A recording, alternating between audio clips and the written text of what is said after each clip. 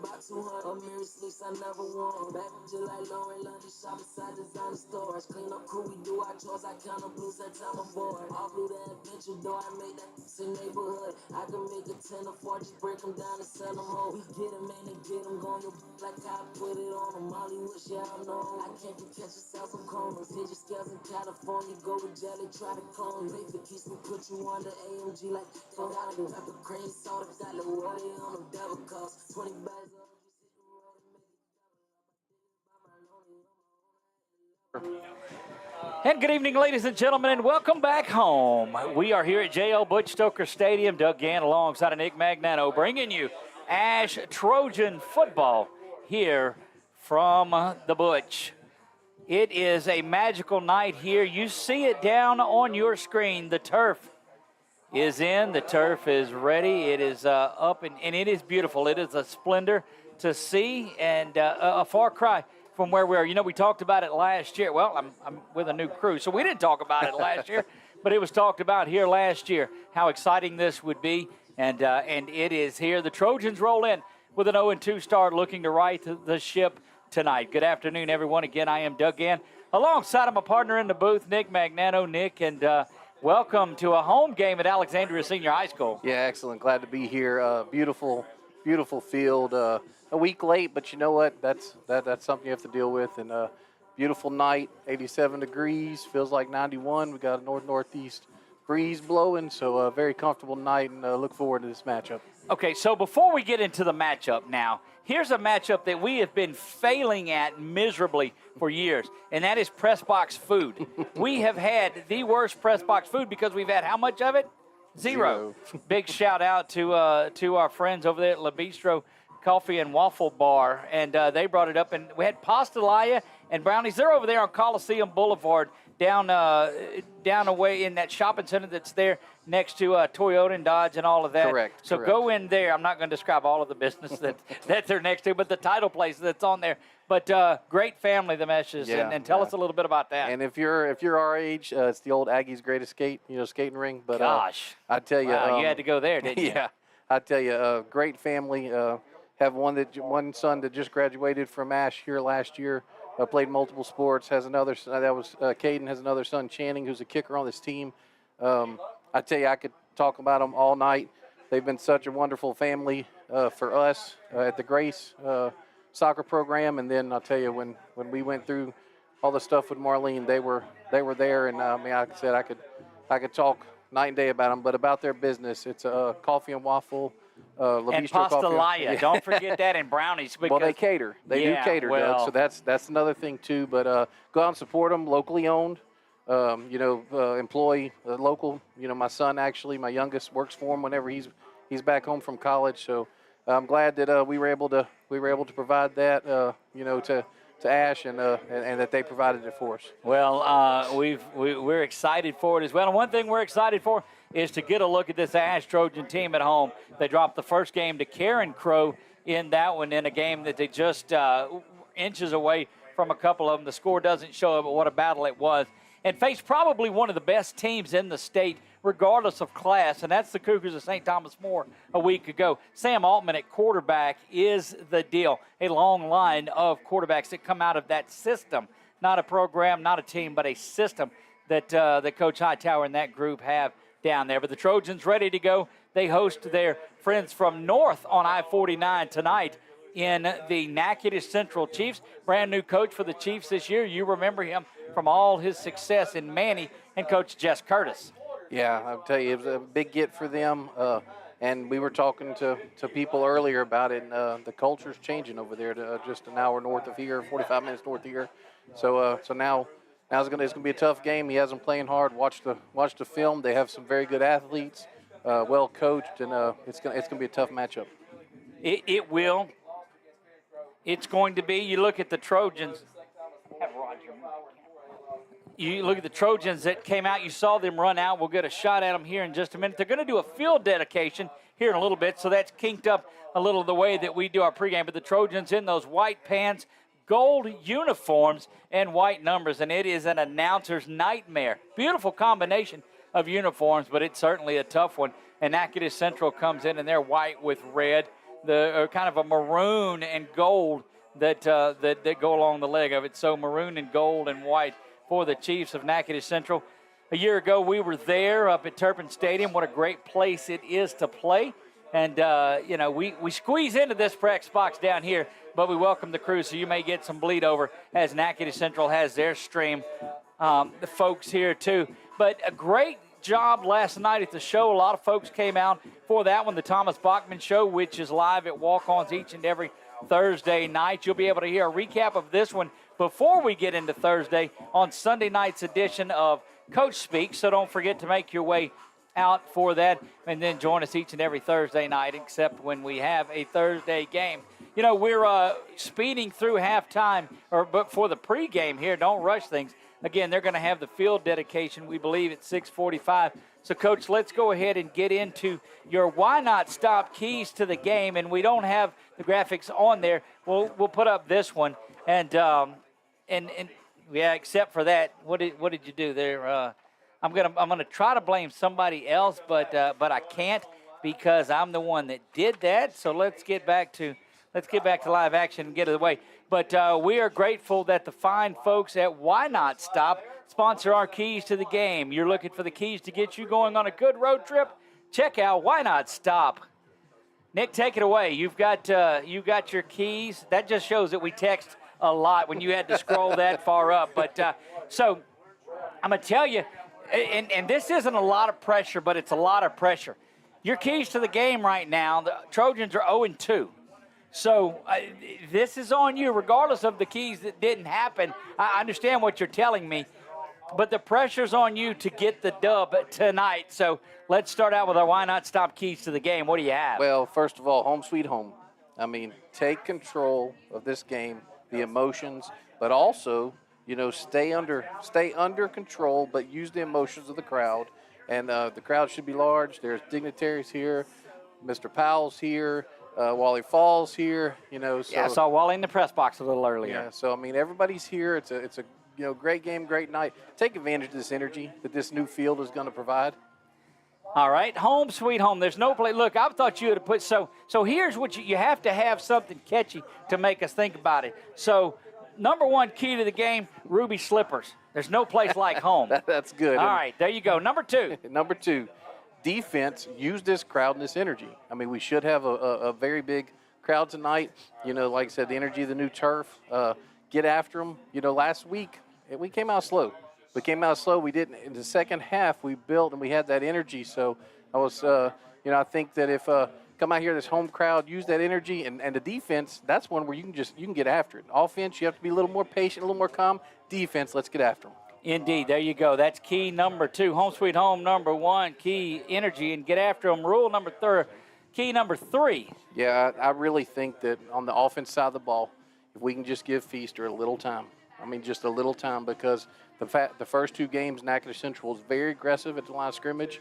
They blitzed a lot. They stunned a lot. So if we can give him just a little time, there's some big plays there in the screen game. There's also going to be some big plays over the top. And also, we get him outside. We get JT outside, and they give up big plays. JT Lindsay, we expect to have a big night. He was our Quibitos Player of the Week a week ago. Tanner Townsend, with his touchdown pass, was our Southern Air Heating and Cooling Cool Play of the Game. Who's going to be in line for that tonight? Well, you've got to see how this one unfolds. I'm just happy that all of the folks are able to watch this right now. We're not doing that stinking tape delay business because we're back at home and not down I-49 South where all the headache is. We much prefer I-49 North. That's where, right. Of course, the Natchitoches Central guys, it's all I-49 South, isn't it? There's nowhere to go north except for Shreveport a little ways. That's right. What do you do? Going to take a quick break. It'll be our first one of the evening. When we come back, we'll work our way up to the kickoff and the coin toss and all of those great things right after this from the folks at Wallace. Is your vision just not as crisp and clear as it used to be? Are you having difficulty driving, especially at night? Are you over 40 and now needing reading glasses? If so, the trusted eye care team at Wallace Eye Associates is here to help with your family's eye care needs, just like we have been for nearly 40 years. Call Wallace Eye Associates today at 318-448-4488 to schedule your next eye evaluation. Looking for somewhere different for lunch? La Bistro Coffee and Waffle Bar is a gourmet espresso bar and restaurant with an emphasis on Southern social experience, featuring a wide variety of salads, soups, sandwiches, and of course waffles. La Bistro has something for everyone and every lifestyle. Whether you are meeting friends, spending time with family, or hosting a private party, we offer a dining experience all will enjoy. La Bistro Coffee and Waffle Bar on Coliseum Boulevard.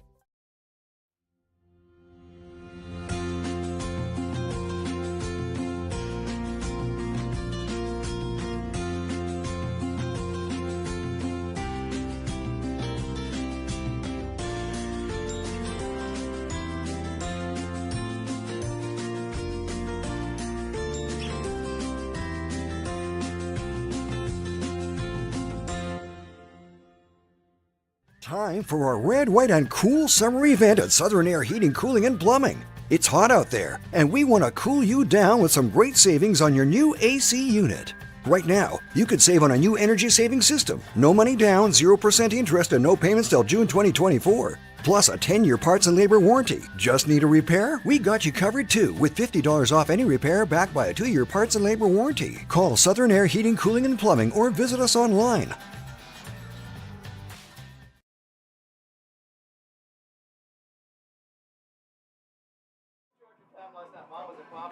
And we are back here live at JL Butch Stoker Stadium. Doug Gann alongside Nick Magnano.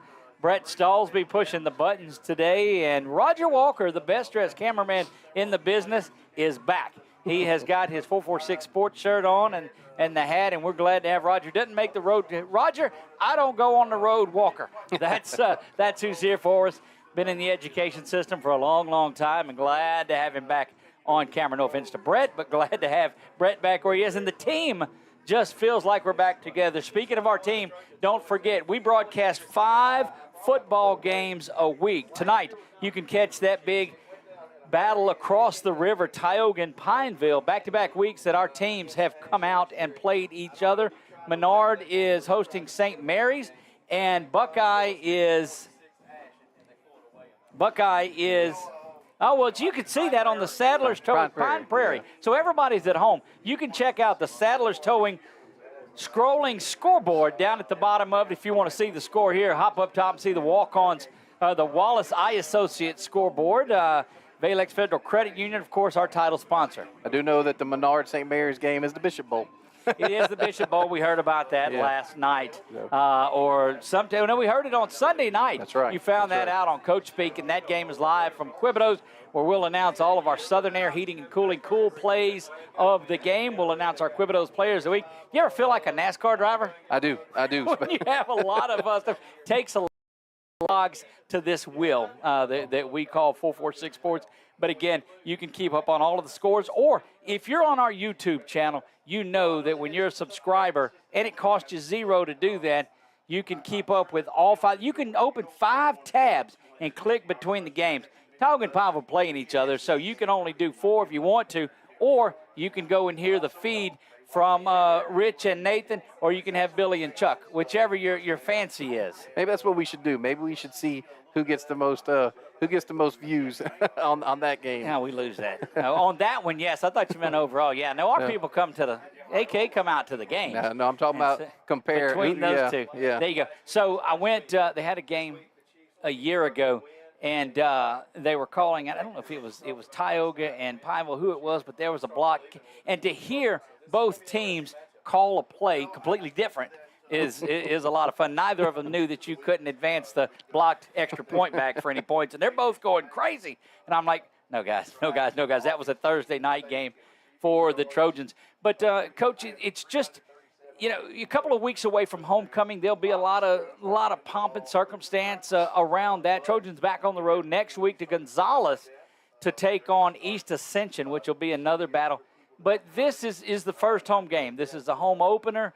Couple of real tough weeks, but it's also the first week on turf. And you heard Coach Free last night. Coach Darian Freeman was on the show Thursday night. And what did he have to say about playing on turf? He said he loves it because he doesn't have to worry about, marking the field anymore, doesn't have to worry about, the rainouts and everything. But he said, guys, I'll play on anything. He said, I will play on we anything. don't care what it is. We're going to go. And you see that big purple and gold Ash Trojan logo out in center field. You see the gold. And there's Coach O.J. walking around. We see him there getting fixed over on there. So they're going to cut the ribbon on this tonight, and we'll take a look at that. And we're going to turn it over to our PA announcer here. Tonight's contest are proud members of the Louisiana High School Athletic Association and are committed to our sportsmanship goals of that organization. Well, we won't turn it over to our PA announcer on there as having trouble with the microphone, and we think the public address is tape delayed tonight. But it looks like they've got someone with a loudspeaker.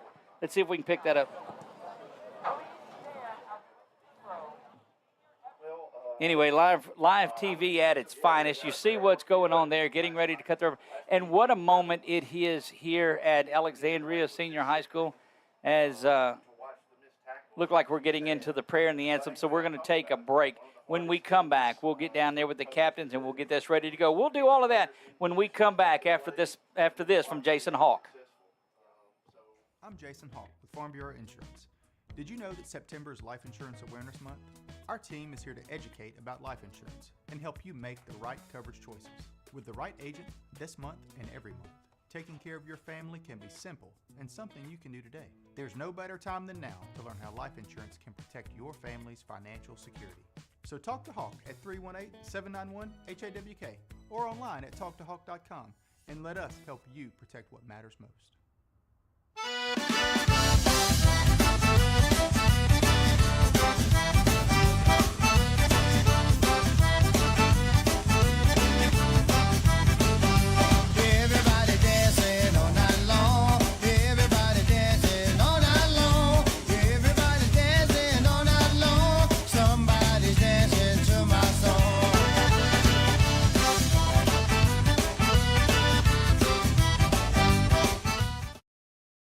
Our mobile banking app is changing the way we bank.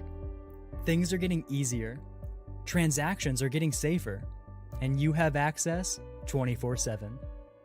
All the functionality of banking you're used to, made easier to use, anywhere, anytime, and more secure than ever. Simple, seamless, safe. Download our mobile app today. BK Distributors is proud to support high school athletics on 446 Sports. BK is the one-stop shop for trophies, banners, awards, letter jackets, and just about anything award-related. And now, welcome BK Apparel and BK Promotions to the family. For all your spirit apparel needs and anything you need to brand your business. When you think of anything you need with your name on it, think BK. Check them out on Facebook or at bkdistrib.com. BK Distributors, Apparel and Promotions in Pineville. It all started with a sketch on a napkin. An idea created by two walk-on bench warmers. And after 10 years of hard work and perseverance to turn their dream into a reality, it's the #1 sports bar in America. Welcome to Walk On.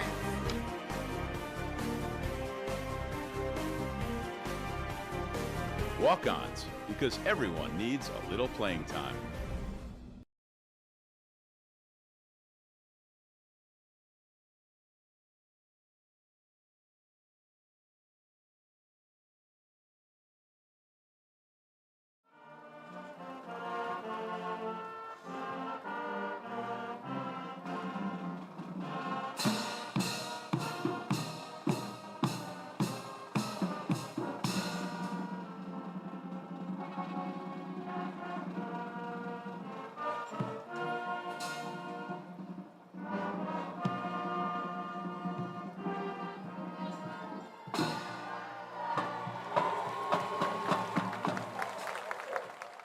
And we are back. You hear the national anthem, and that lets you know that we are ready for football here in Alexandria.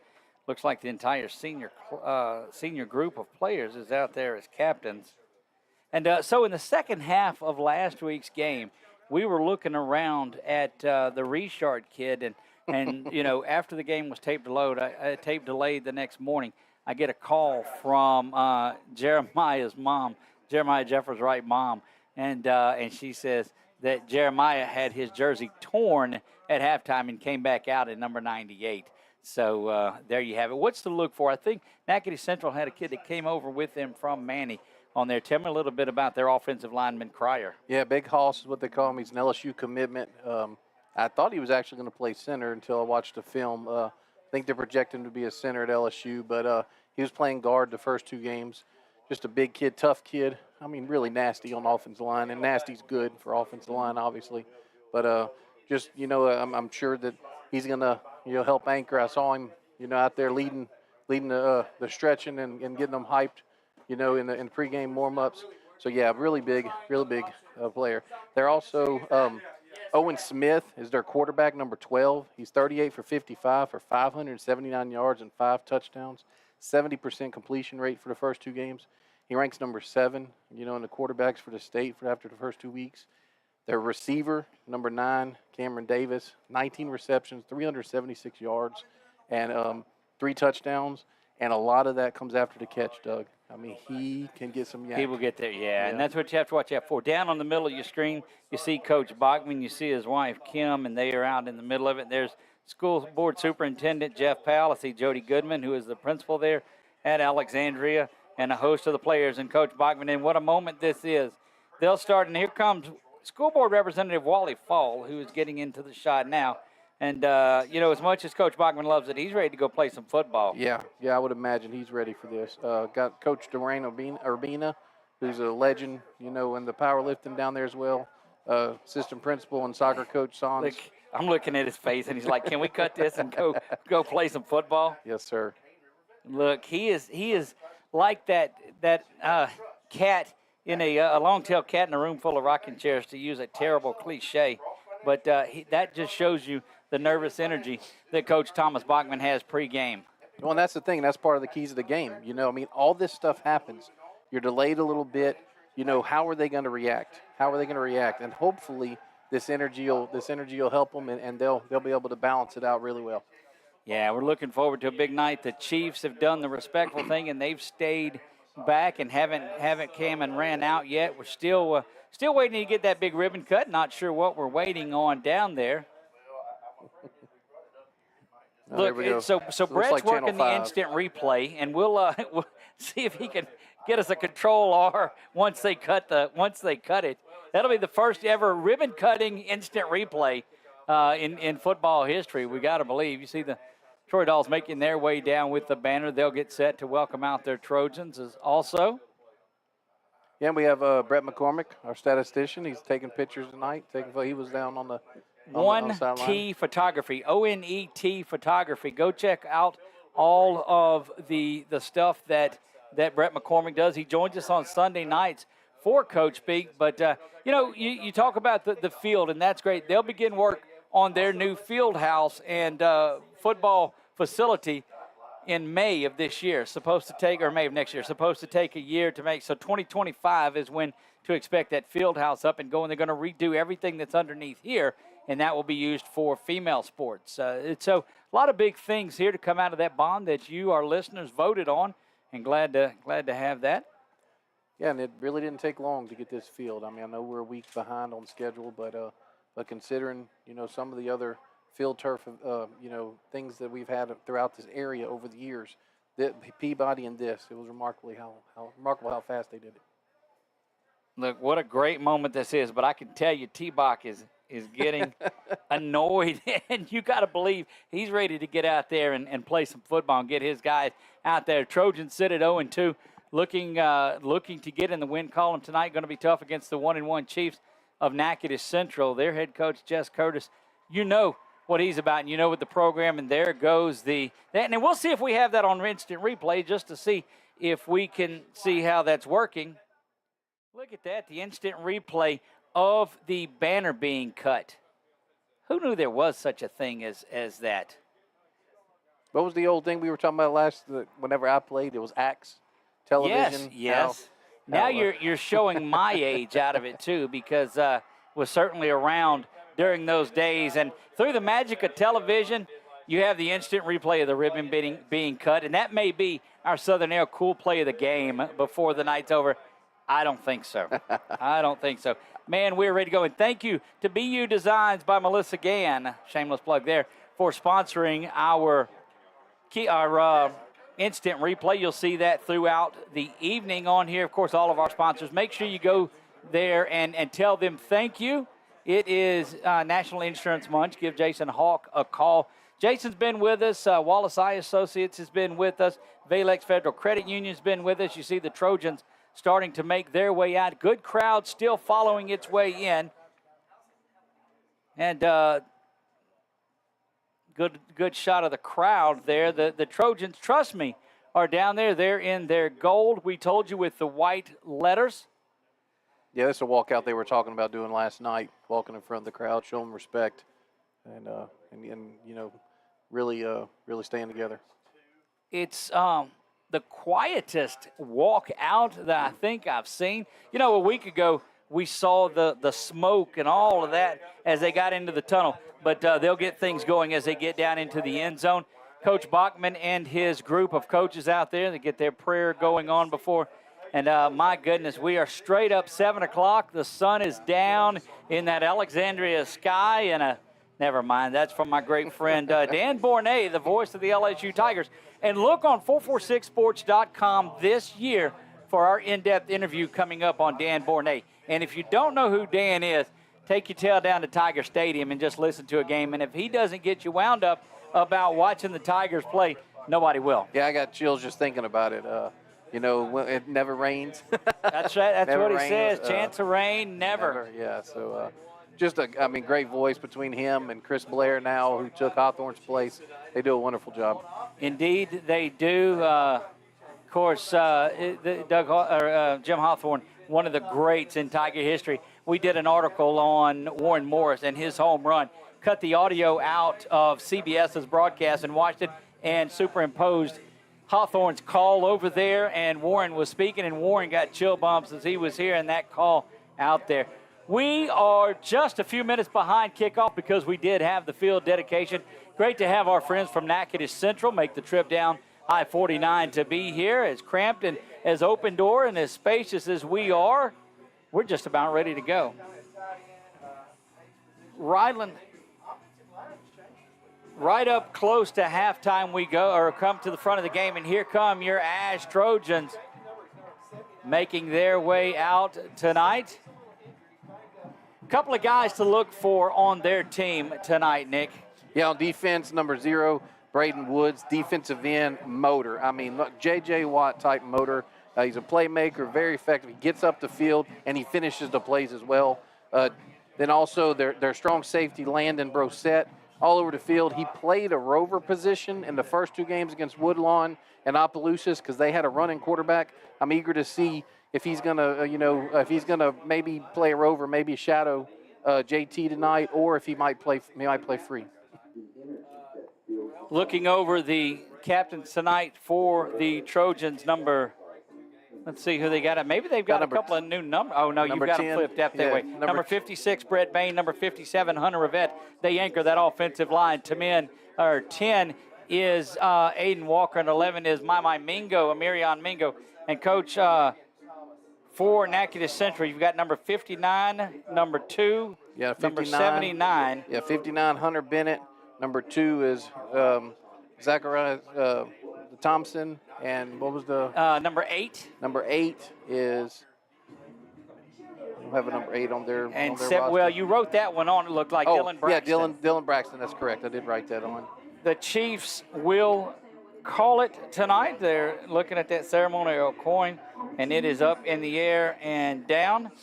Natchitoches Central has won the toss, and they have elected to defer. Trojans will receive on here. And, boy, what a great night it is. That sun is starting to set down behind the trees right across the field from where we are to the first base side of that baseball field that Coach Briggs and his Ash Trojans occupy. We have the softball field behind us. Jackson Street to our left, just to give you a little bit of an idea if you're not familiar with it. If you have an opportunity, you're driving around and you've got this going on and your YouTube notification popped up, get on over here and watch this in person. and you can watch this game. A lot of folks will pull it out after a play has been made. There's about a minute delay or so from live action to there, but the Trojans, coach, are ready to go. They'll get it out. You know, one of the things you want to go ahead out there and get that ball. Your offense is aching and ready to go, and you think that you're able to make some big plays. This is where you've got to go do it. For sure, for sure. Fast start, like we talked about the first 2 weeks, and and then stay consistent after you get that start. JT Lindsay and E.J. Scott. JT towards the visiting side. E.J. Scott nearest, and we are just a couple of moments away from the first kickoff. And this is that one, Coach, that you say, you remember that first game on turf when that happened? Well, here you have it. So, getting set to kick things off. Looks like number 86, if I see that correct. 85 is Mateo Restrepo. Restrepo puts a foot into this one, and it goes to the side of JT. JT's going to field it at the 8-yard line. Stutter steps his way to the middle of the field and is going to spin around, trying to get out of things, and going to be slung down at the 29-yard line, and that's where the Trojans will have it. First down and 10, going left to right as you see it on your screen. Boy, it is great to be back home in this one, Coach. What an event. Nick Magnano joins us in the booth this year. I get the easy part of it. I just get somebody that's coached things before, and so I just get to use the name Coach in there a little bit, and that helps. But great to have you here at the home opener. Yeah, excited to be here. Ty Feaster, he's got Lindsey behind him. 2 receivers to the near side, 1 to the top.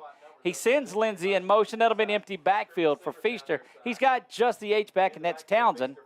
Back to pass is Feaster looking over the top. He's going over the top. Got a man wide open, and that's there to the 35-30. Brought down, that's Darius Washington inside the 20 to the 18-yard line. Oh, baby. What a start to this one. Yeah, 50-yard completion there to Darius Washington. A perfectly placed ball, and he ran underneath it. Hustling up again, Washington goes to the far side. You got Mingo and E.J. Scott to the near side. Back to pass is Feaster. Comes the other way. That little bubble screen inside to Mingo. Mingo's not going to go anywhere with it. Yeah, I think he may have won. I think if he would have tried to follow his blockers out here, he was trying to go against a grain, and I think he ran in number 5, who made a great tackle, Dylan Adams. And we told you the Trojans will go fast. They've got it second down and 10 from the 18-yard line. Lindsey now in the backfield. He brings Mingo in motion. There's that little touch pass, a little razzle-dazzle to the near side, and Hayes got a chance, 20, 15, 10. Going to walk into the end zone for the Trojans. That's a touchdown. Darius Washington, touchdown Trojans. Yeah, no flags on the play. And watch it here again. You see that inside pass that goes to Mingo, and he flips it back to Washington. Washington's been the big one on this play. Had everybody sucked in on that. And you see going into the end zone right there, Darius Washington. They open up, ready to bring the swinging gate. Brett, good job on the instant replay there. And Mingo, the only one back. So he triggers things out of the swinging gate. Oh. Mingo's going to roll to this side. He's Get there. fakes, pumps it, spins around, and he's in for the 2-point conversion. Amirion Mingo caps things off. Going to hold it right here, see if we've got that one. Don't know if we did not. So we'll take a break when we come back, but after this spot from Walk-Ons. It all started with a sketch on a napkin. An idea created by 2 walk-on bench warmers. And after 10 years of hard work and perseverance to turn their dream into a reality, it's the #1 sports bar in America. Welcome to Walk On.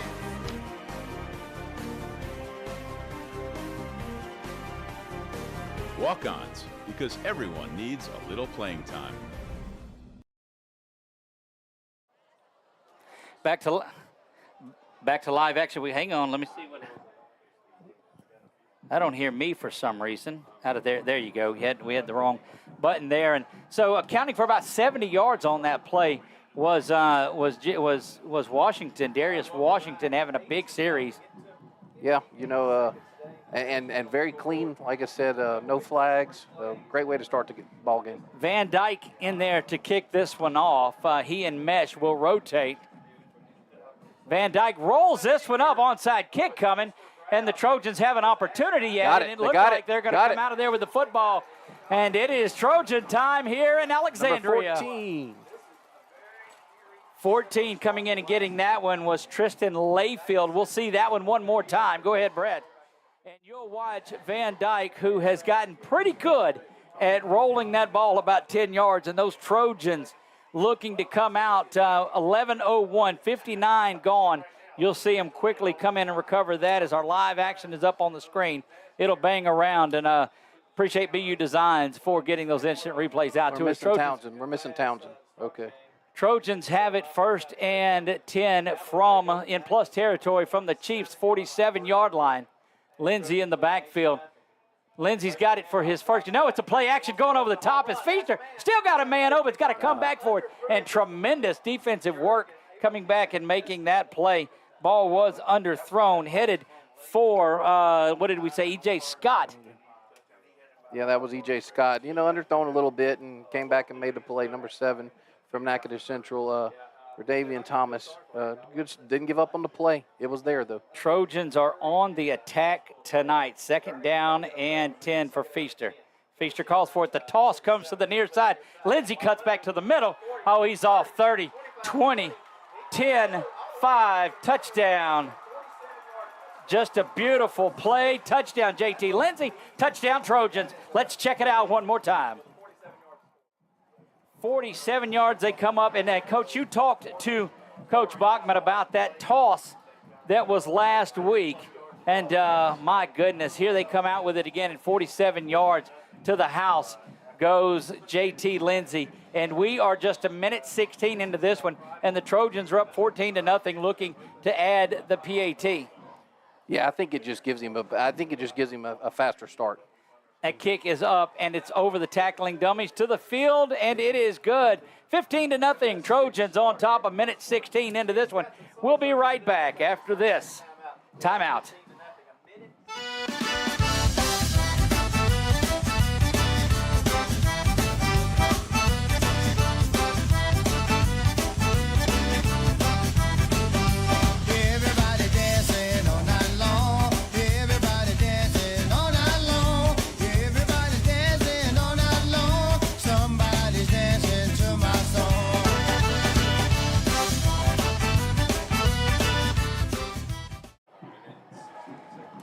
Back to J.L. Butch Stoker Stadium we go. 15-0. Trojans lead this one. Van Dyke out there teeing things up. And my goodness, the Bastalaya from La Bistro's not even cooled off yet. And the Trojans take a 15-0 lead.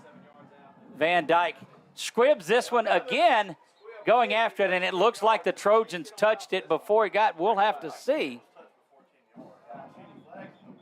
Haven't thrown a flag. Yeah, there's two. There's two on the side. Yeah, and that's what we thought. It looked like he kicked it into one of his guys. Yeah. Yeah, got a little excited there. It's just part of it, So, here we go, defense. Trojans defense, first time on the field, a minute 16, a minute 17 into this one now, and we'll get an idea on that offensive backfield. 12 is coming in at quarterback. And number 12 is going to be Owen Smith. Yeah. We knew about he is the sophomore quarterback. Trojans will see if they're able to come out and get him. And going to be a timeout on the field. We'll hold it right here. We're gonna leave it right here. And looks like they're going to end up kicking it over is what they'll do. They're bringing the kickoff and kick return teams back out there. Yeah, it'll be go back 5 yards and might be 10 yards. And if that's the case, that's a big break for the Trojans there, as they would have turned the ball over at midfield is where it would have been. And so Channing Mesh comes out there, and as they rotate kickers, a couple of extra points, couple of kickoffs, couple of extra points, kickoffs. No rhyme or reason to the way that they work that. So whoever has the hot hand there, Doug. Yep, or foot as the case may be. That's right, that's correct. Our man Roger Walker doing a great job of zooming in on things. He's got that kickoff unit ready to get out onto the field. And Channing Mesh leads them out. So big break for the Trojans as they'll tee things up now from the 30-yard line. Again, you see it 15-0, 10:43 to go in the first quarter. Trojans on top in this one, looking to get into the win column. You see the Wallace Eye Associates scoreboard and the Sadler's Towing scrolling scoreboard and that one mesh puts to the 20. It's going to drop around the 19 and brought in by Zion Thompson. Ball is still on the floor. We thought so. Rolling around and going to roll out of bounds. And what a break for the Chiefs of Natchitoches Central. And, Coach, that penalty against the Trojans worked in their favor for about 30 yards. I tell you, I thought they might have been, very confident in their return team. Looked like Zion Thompson just misplayed that one. And, boy, that could have been disastrous for the Chiefs. Indeed, and they need some sort of a drive here to get things going. We'll check that backfield. Looks like number 8 is in the backfield with him, Dylan Braxton. Dylan Braxton, yeah. Dylan Braxton, Owen Smith. Smith for the Chiefs looking over. He's got 2 receivers tight to the near side. They're spread a little bit more to the far side. Smith looking side to side, calls for it now and is back to pass. Here comes pressure now. He goes over the top and splits defenders. And what a great pass and catch to number 13, A.J. Scott. And quickly, Natchitoches Central comes to the line. Yeah, that was a great over-the-shoulder, back shoulder throw. Great catch by Scott. Owen Smith now flips sides with his running back, Braxton. Back to pass now once again, stepping up. Here's pressure up the middle, and that was thrown kind of off his back foot across his body, and that's a tough throw. Hey, you'll never guess, number 94.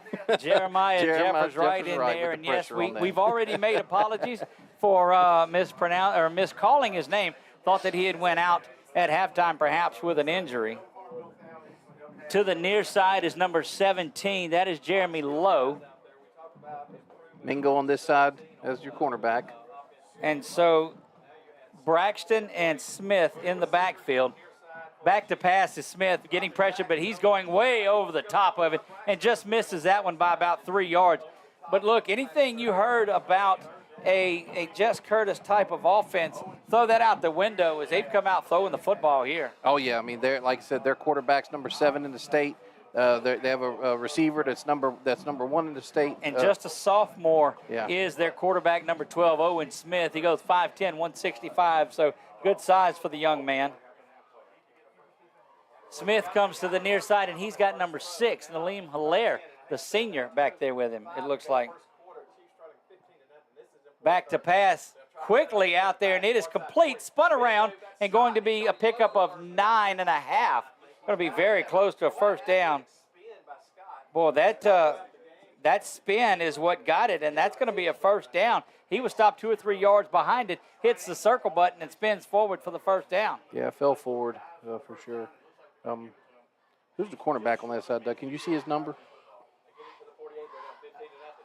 That is 2. That is the number 2 for the Trojans. And Jimmy Duncan is in there, okay. And we heard that he and Mingo would be on defensively. So he's brought some receivers. Mingo's a corner to the near side, Duncan to the far side. Snap is bobbled around. Here comes pressure up the middle. Smith able to step inside of it, but it's big time work by Amarion Ford that comes up and makes that. Never given up on the play, give him a sack and a -2. Yeah, very patient, waited to see where the quarterback was doing. Saw him at the line of scrimmage. He may try to scramble so he can make a throw.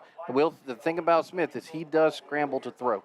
He does not like to run that often. He does scramble to throw. It's a great play by Ford. Again, Mingo and Duncan in there at the corners. I also see Tristan Layfield that's out there. Amarion Ford, Aiden Walker. Big pressure, and that's the first run to the near side. Spun around and dropped down. Going to get back 10 had they not been sacked. And that is big number 6, Hilaire, that gets that one. And it'll be 3rd down and 2. But what a big play for the Chiefs. And they're in 4-down territory here with 8:47 to go in this one in the first quarter, 15-0. Trojans lead. Yeah, Jaden Lewis on the tackle there. Good, wrapped him up. Good job. First time we've heard from Lewis, won't be the last time tonight. Smith and Hilaire back in the backfield. Smith drops back to pass. He's looking to the near side, throws that one out quick. And goodness, that is complete to the near side to A.J. Scott. And that's a lot of what we saw from Sam Altman last week at St. Thomas More. 3-step drop and getting the ball out in the cut, and it's 1st down and 10. Yeah, Mingo in zone coverage there. Just try to keep it in front. So, yeah, we did give up the first down, but didn't give up the big play. And he made the tackle. And that's what we want to focus on is getting the tackle. Smith's got one man back here. They're moving quickly right to left are the Chiefs of Natchitoches Central, and an offsides it looks like against the Trojans. I don't know, Doug. I think the offensive lineman leaned back first, but we'll see. Let's see what he They're talking about it. Good group of officials out there. Dead Yep, ball, false start. Yep. Good job, Coach, for picking that one up. Yeah, 79. He just kind of rocked back, and hey, when you have Jeremiah right across from you, it's going to make you rock a little bit. You want to do anything you can to get back there. Smith, Hilaire back in the backfield. 8:07, couple of minutes away from our mandated 6-minute timeout. First down and 15 following that procedure call. 3 receivers to the top, now 1 to the left. And that ball goes to Hilaire over the far side. Going to get some ball. Some grabbing. The ball is on the ground, and the Trojans look like they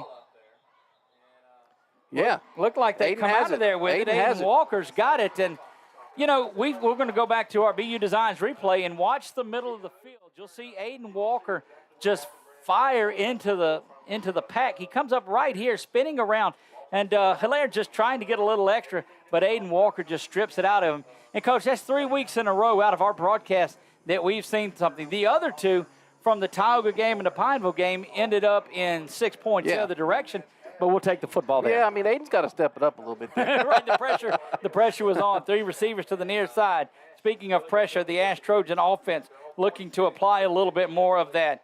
Jalen Johnson goes in motion to the top.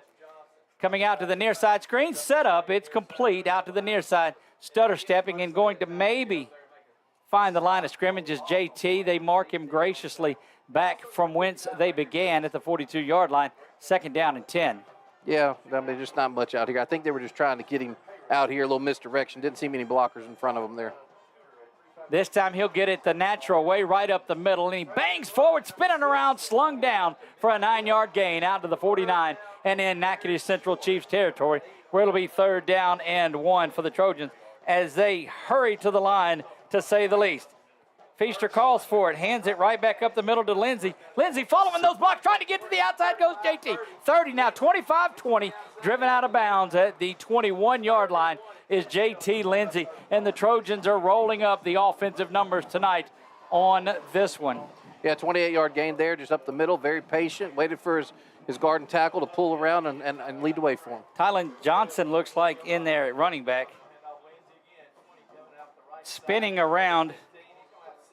We'll have to look and make sure. I think that was Johnson that came in and spelled him just a bit. No, that in fact is Jimmy Duncan. Yeah. Jimmy Duncan on the carry for Alexandria that time. Yeah, so 8 yards.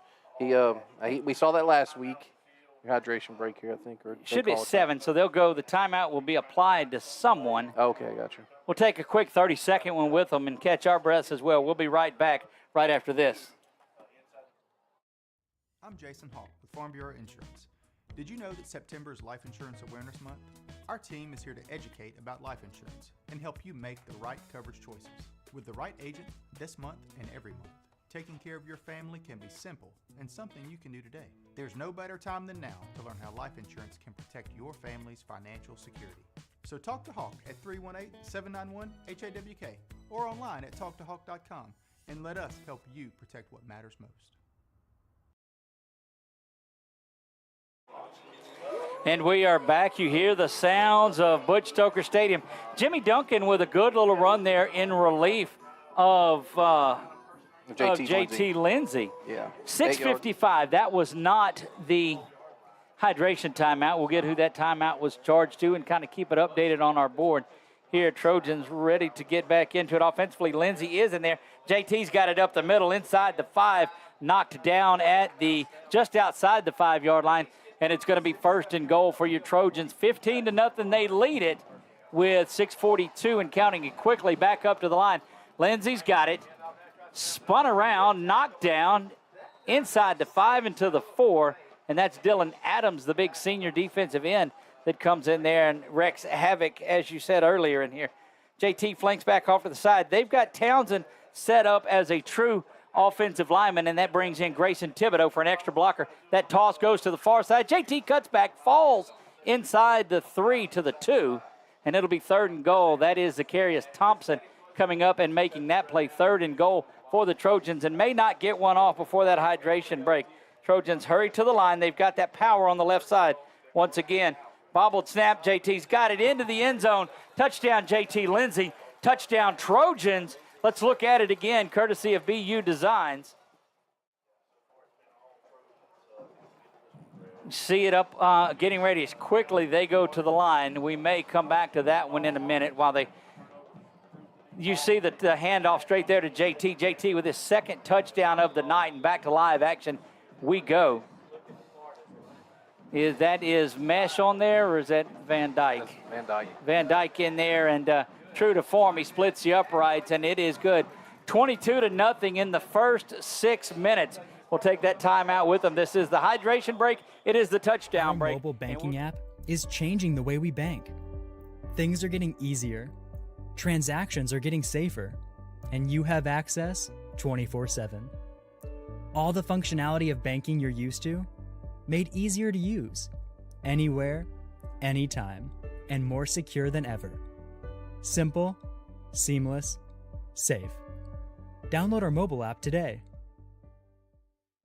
Time for our red, white, and cool summer event at Southern Air Heating Cool. Channing Mesh set to tee things up for your Trojans. They lead this one in a big way in the first 6 minutes, 22-0. And Coach, I'm telling you, that's the way that you want to start a game. If this is the hydration, they may take it. We'll see what's going on. The return team for Natchitoches Central. But go over those keys to the game with us again real quick if you've got them in front of you. Yeah. Well, we were talking about how you just use the energy, okay? Right. And Coach Bachman, after the first touchdown, goes with onside kick. Okay, what better way to get the crowd, pumped there? Then you get a turnover on defense, using that energy to just talk about the big plays. We talked about the big plays. I mean, Natchitoches Central's a very aggressive defense, and they'll try to hit you, and we pop one over the top, and then JT took one long run, and then Washington had the 18-yard reverse reception, I guess we were going to call it. We still got to see how that one is scored up there. It's got to be it was a pass that was completed and then around. It was a backwards lateral. I don't know that it matters, though. Yeah. It's 22-0. That's right. 5:56. Trojans, Channing Mesh set to kick things off and puts that one down to the 14-yard line, where again it's bobbled around but picked up, brought down to the 25-yard line. Once again, A.J. Scott with the carry. And certainly want to send a big shout-out to the Mesh family as La Bistro Coffee and Waffle Bar, or is it Waffle and Coffee Bar? Coffee and Waffle Bar, yes. Yeah, but this was pastelaya tonight, and green beans and brownies and bread. Oh, my. Yes, sir. Yes, sir. So big thanks to them. We'll get into that at halftime while Brett comes on the air and does all the stats. Brett says, wait, what? First down and 10, Natchitoches Central from the 27-yard line. That is Owen Smith at quarterback. He's got 3 to the near side, 1 to the top. And seeing if it is Hilaire that he's got in the backfield with him. Handoff does go to the first man through, and good work defensively. On that far side, that was Layfield, that came up and made it. Yeah. And that's a new running back in there. That is Zion Thompson that is in there, the senior running back, number 1. Yeah, Layfield forced him outside, then White, with the tackle. And that Natchitoches Central Chiefs team just receiving a knockout punch here early as the Trojans are rolling in this one, 22-0. They do have big play capabilities, though. Smith and Thompson. Smith back to pass, looking over the top. Pressure is up the middle, but Smith is going to escape. He's being chased, and good wheels out to the 50 now, 45, and a good piece of running. That's what makes him such a highly coveted quarterback in there, and just a sophomore. Yeah, and traditionally, from what we've seen, he tries to look for the pass, on the scramble. But he had nobody open. He ran. Did you see how the line? He wasn't leaving our linemen. No. He wasn't. They weren't gaining on him, but he wasn't leaving them. And finally got out of bounds. Yeah, great pressure there by Jeremiah and Nelson, and then also Aiden. To the 45, go the Chiefs. Smith back to pass once again. He's being pressured up the middle. This time gets it out of there. That ball is complete and brought down to the 41-yard line. 4-yard pickup. Yeah, Jason Backwell there. I mean, go figure, huh? I'm surprised it's the first time we've called his name all night, but he started off and then Ford finished it. Did you catch the show last night and hear us talking to Jason Blackwell? What an interesting character and a fine young man. He is just very intelligent and a great football IQ. High snap, Handoff comes to the near side, breaking through, and that's going to be another first down with a 6-yard pickup inside the 30. So a good mix of run and pass for this Natchitoches Central Chiefs team on this drive. Gets them inside the 35 to the 34-yard line. We'll try to get some scores. Got to update the one over there quickly. We'll get that. We'll get that updated real quick. So you have to watch 9. We have to watch Cameron. He's dangerous in that slot there. Into the backfield is Smith. He calls for it. Owen looking over. That one almost jumping that route, and what a great job jumping into it was number 13 for the Trojans. Jalen Kirk, and he would have, got to believe, he had a good opportunity to house that one. That's why you play DN there, bro. That's right. Well, you say that, but we've got a number of our receivers that are over there on defense. Right. Well, of course, Duncan is out there at the far side. Miriam Mingo to the nearest. Actually, they rotated a little. So nope, he is. Mingo's still out there. He's just off in coverage. High snap, bobbled around. Here comes pressure by the Trojans and going to just fall on it. Yeah, Layfield there. Layfield going to get credited for the easiest sack he'll ever get. He'll take it, though. Third down and a whole bunch pushes Natchitoches Central back to the Trojan 45-yard line. They've got to get 21 to go. They've got to get all the way down to the 24-yard line. Watch that little stop pass. I don't think that Coach Curtis will go for it all right here, but if he can go out there and find a play that gets him 10 or 15 yards, that'll set something up. Yeah, slot man is open. Yeah, if he say Jalen, he's over there now. Jalen Lewis is over there. Smith back to pass. Ball is on the floor again. Going to be brought down. Another sack on the drive. We'll see who cleans that one up. That's 92 Jeremiah. Elijah Nelson was the one. Looked like it. He or it was Jeffers, right? All right, Jeremiah gets that one. And because you lose a couple on the play, you don't. They come out and they bring that punt team out, and that'll put for the first time tonight the Trojan punt returner back deep. See who we've got back there when he turns to the side. Coach, can you get that number? I think it's Washington. I'm almost positive it's Washington 4. It's hard to see their numbers tonight. No, it's EJ Ball Scott. is down again, and the Trojans are going to take over on the third consecutive bad snap from the Chiefs. Put the Trojans in business once again. First down and 10 from the Chiefs' 37-yard line. I'll tell you, Doug, with the sun up, it wasn't so bad on the numbers, but now the sun's gone down. It's very difficult to see Asher's numbers. Indeed, it is. Great night of football. Tioga and Pineville doing battle. Buckeye and Pine Prairie, Menard and St. Mary's. And we are playing host to the Chiefs of Natchitoches Central.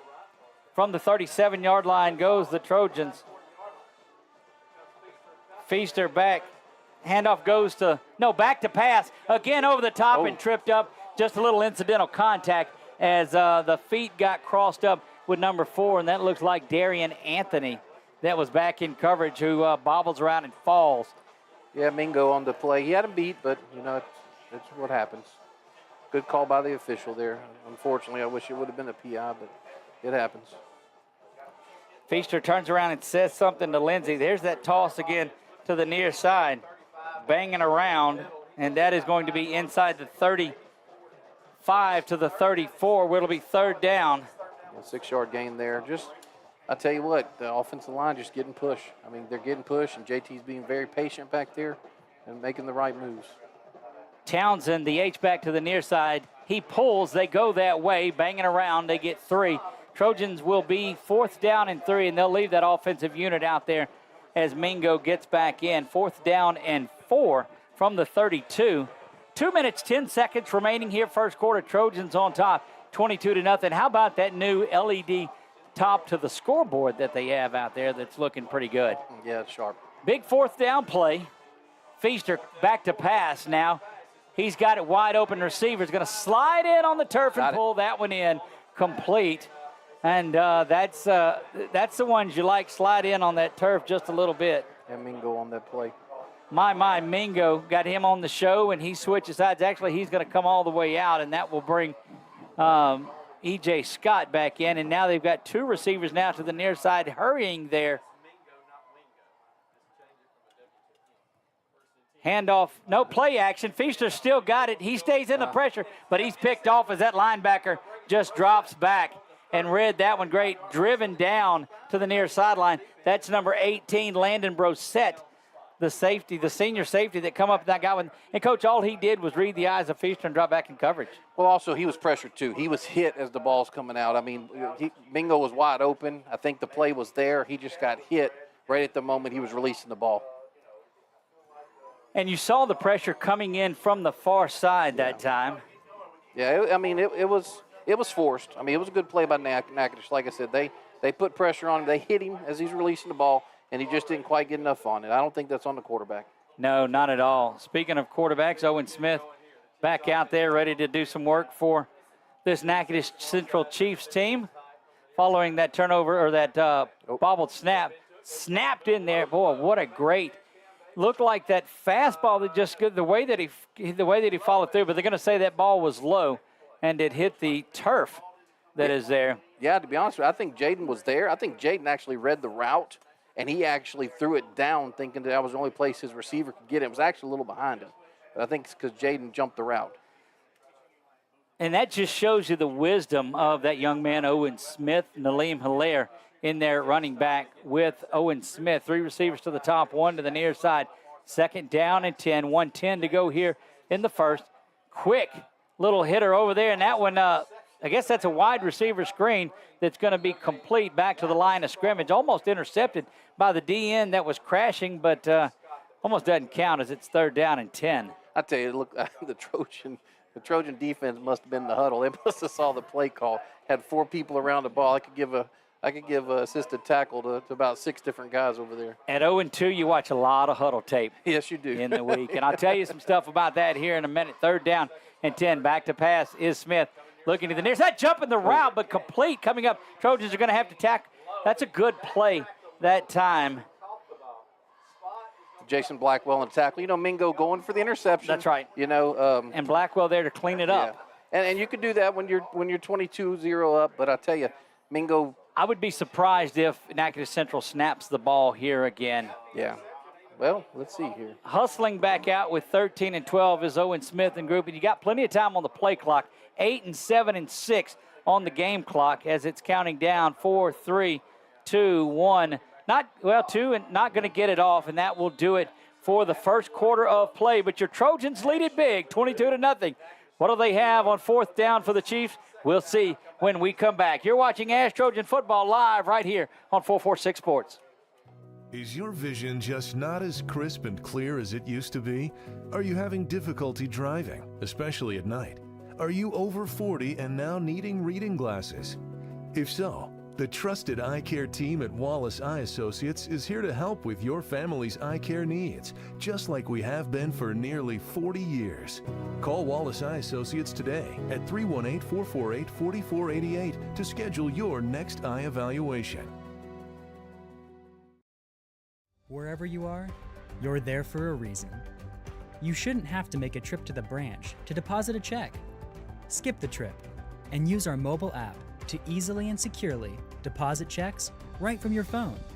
Day or night, wherever you are, or whatever you're doing. Download our mobile app today. Back to J.L. Butch Stoker Stadium we go. Doug Gann alongside of Nick Magnano, Roger Walker on the camera, and Brett Stallsby pushing the buttons. What an irony there. Your wife pushes my buttons during the week, and Brett does it for us on there, brother and sister duo. Oh, gosh. I'm glad she doesn't watch the games. I'm not glad she doesn't. I just don't get in trouble because she doesn't. 4th down we go for the Chiefs. Back to pass, and it's big-time pressure, but Owen Smith going to step out of it. Steps up, gets the 1st down. And I'm telling you, I am so impressed with this sophomore. Jess Curtis has him a good one, pulling the trigger as a sophomore. Yeah. And that's a big play. That's a really big play because we have all the momentum coming out of that first quarter, and he moves the chains there. Jason Blackwell on the tackle. Blackwell coming up and doing that. I'll tell you what, Doug, the interview last night, he talks just like he plays. Yes, he does. Owen Smith now back to pass. He wants to go over the top. A little bit of a stop route and good coverage over there on the far side. Yeah, that was excellent coverage. I think that's my Mingo. Mingo doing big work over there on the sideline. No, Mingo's actually over here. That must be Duncan. That was Duncan. He's got the orange gloves. It was Duncan on that play. Yep, good. Duncan number 2 out there. Jimmy Duncan, the junior wide receiver, running back, a little bit of everything. Hilaire back in the back, or Hilaire to the far side of it. Hilaire gets the ball. He's going to go around the far side. Oh, no, big time. Coming up and making a textbook a tackle, as you will find, on the far side. And that was, Jason Black. Yeah, what do you know about that? I compared him a lot to Trojan fans that relate to this. Compared him to the way he gets the ball like Jermaine McNeil did. Jermaine McNeil, over 100 tackles his junior and senior year, led the way and just phenomenal tackler. A ball hawk, he says. 3rd down and 8. Smith back to pass, looking near side. That's that quick hitter. It bounces into the air. My goodness, coming up and making a play was Amarion Ford. Yes, nearly picking that one off was Blackwell. Well, you know what? Last week, that was the problem. Last week, that was the problem. We didn't get the depth. Okay, with St. Thomas More, our linebackers didn't get the depth. This time they get the depth, and he's there to make the play. 4th down and 8 following that big-time hit. Amarion Ford just got there the same time the ball did. Owen Smith, and that offense here with 10:48 to go until halftime, down 22-0 for the Chiefs. Owen Smith back to pass, got pressure from the corners. Throwing that one, it's going to be short of the first no matter what. Yeah. It's complete at the 40, but that'll be the turnover on downs, and the Trojans will take over right there. But I'm telling you, I continue to be impressed by that young man, Owen Smith, at quarterback for Jess Curtis and the Chiefs. Yeah, and like I said, in the pregame, he's number 7 in the state, and they played Opelousas, who's a good 4A school.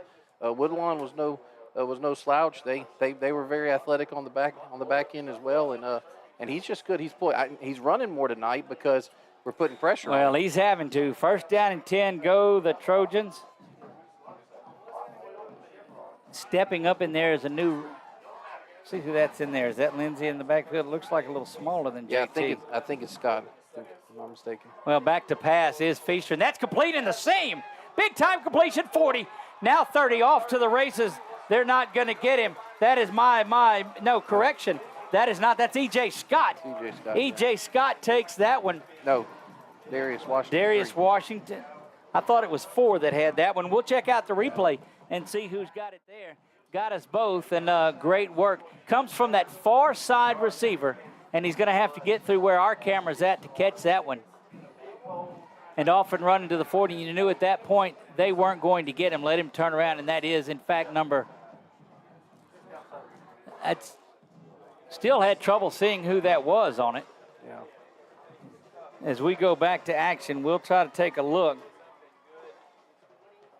Well, the high fives are going for E.J. Scott, so we're going to believe it's E.J. Yeah, I agree. That extra point is up, and it's good. 29-0. Trojans lead this. 10:29 remaining. We'll be back in 30 seconds on 446 Sports.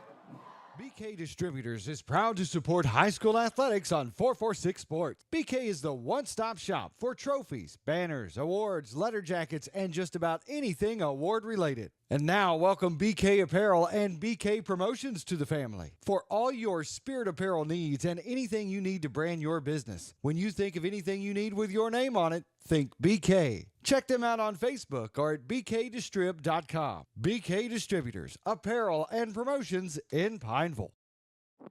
We are back at J.L. Butch Stoker Stadium. Trojans all over the Chiefs of Natchitoches Central tonight, 29-0. That was a big-time pass and catch from Feaster to E.J. Scott. Coach went about 60 yards on that one. Yep, 60 yards. Great catch and run. Kick is back, and that's a good one from Mesh inside the 10 to the 8-yard line. Now 15-20 up the middle, but there's that Trojan return team on it. And defensively, Trojans are back. And don't know if they got a little extra speed on them out of this turf tonight, Coach. They're just happy to be home, or it's like Ralphie when he kept getting beat up by the bully and finally just had enough of it. I tell you, it's all the above, Doug. Great start. I'm thrilled that the energy that they have, that they didn't come out, get penalties, be undisciplined, that they've really controlled their emotion, and have really played a great half so far. And we'll talk to Coach Bachman coming out of the half. Nick will make his way down to the field there at halftime, and we'll visit with Coach Bachman.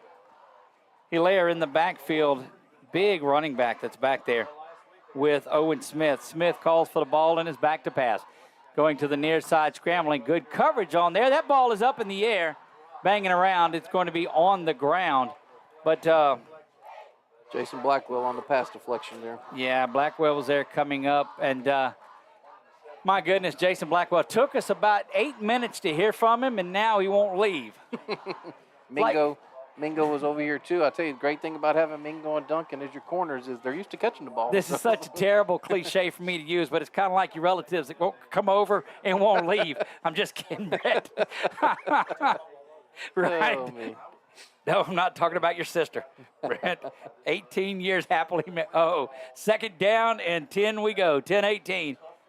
For the Chiefs, back to pass. That one zipped in there and complete. Spun around instantly on defense as those guys are right there, 15 and 14. So Layfield was there as well as number 15, and we'll switch that around. I think it was actually Jaden on that one. Was it 16? Jaden Lewis. Jaden and yeah, there it is. Jaden has played about as good of football as we've seen this year for a Trojan. 3rd down and 7.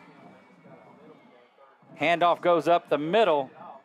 Defensive line is there. Amarion Ford is in to make a stop. He's joined by Jalen Kirk, the 2 senior linebackers, and it's another big 4th down and 4. We'll see if Smith and that group stay out there as they trail. Nope, they'll come off. Unless they're calling, yep, here comes the punt team. 22 and 21 on the play clock. 9:21 to go here until halftime. Remember, the pass was, or the coin toss was won by the Chiefs. They deferred, and that started this onslaught from the Trojans as the Chiefs run a man out. So Natchitoches Central will get the ball back. The punter was the last man to run out on the field. How do you? They called a timeout. They got a timeout. How's your punter the last man out on the field on the punt? Well, in watching film, they do punt. They're not like Bulls. They don't go for everything, but Indeed. They do punt. So I tell you, Doug, the intensity, the crowd is great. The band is playing. I mean, this is what Friday Night Football is supposed to be like. Indeed it is. You hear said band in the background. They are getting warmed up and ready to go.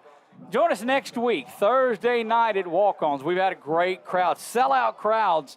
You need to get there a little bit early. Show starts at 7. Make sure you're there by 6:15, 6:30 if you want to get a seat. If it stays cool like this, we're going to get our tails outside. I can tell you that because it is nice out there. Trojans still a lot of work to do before the half is over. They lead this one 29. Darius Washington looks like the returner. Snap was good that time. Good high kick. Washington's going to get it at the 43-yard line, sidestep. But that, and they got a little activity going on down on the other end of it by Xavier White. Got tussled up with the punter.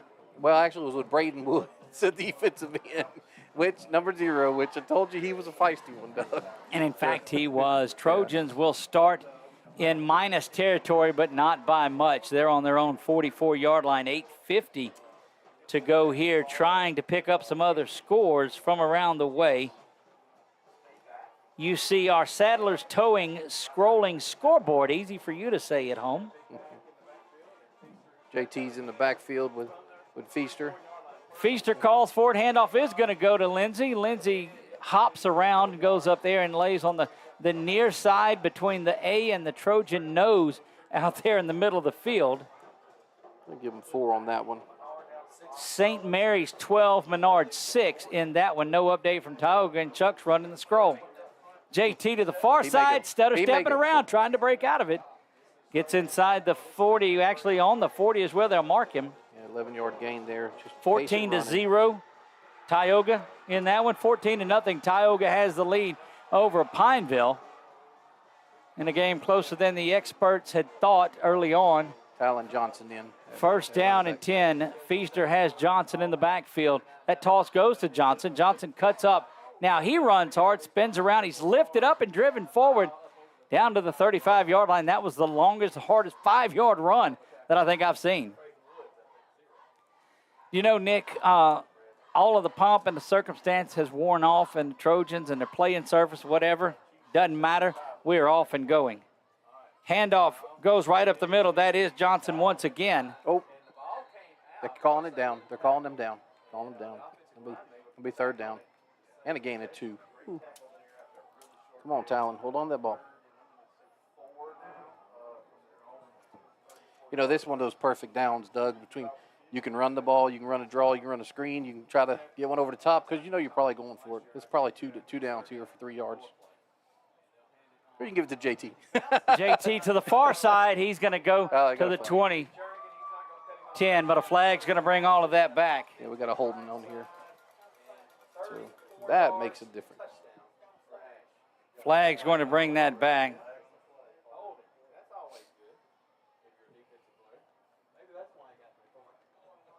Yeah, big hold there, obviously because of the hold. But I'll tell you, you know, you still now it's going to be third down. It's from the spot of the foul, so let's see. Looks like it was right at the line of scrimmage. I thought it was a little bit farther downfield, but so we have third and 12 here. Third down and 12. Well, that's, I think, probably the first penalty maybe against the Trojans that's had some significance. It is. Checking in the backfield for the Trojans is Jimmy Duncan. Duncan is back in. Now comes a man in motion to the near side. That's Mingo on the play action going over the top. That one is complete. And that's a little wheel route out of the backfield to Jimmy Duncan. Yeah, 21-yard gain there, or 26-yard gain there. Just a perfect route, perfect throw. Dropped it in the bucket there. Great reception by Duncan. First down and 10. First catch for Duncan on the night. Of course, he's playing both ways. You know, There's a timeout. We'll take it with them. We'll be right back after this word.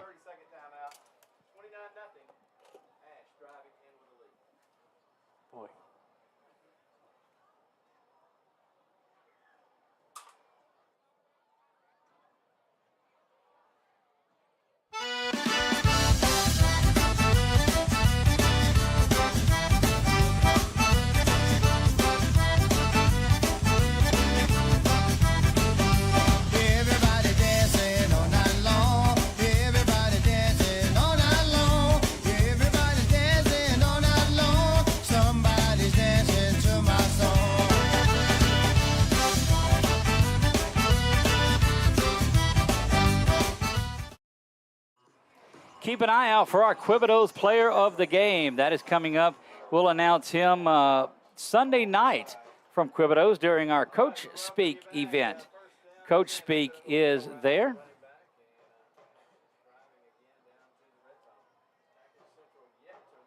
Feaster with the handoff to the near side to the 20, 15, 10, driven out of bounds. That's Talon, isn't it?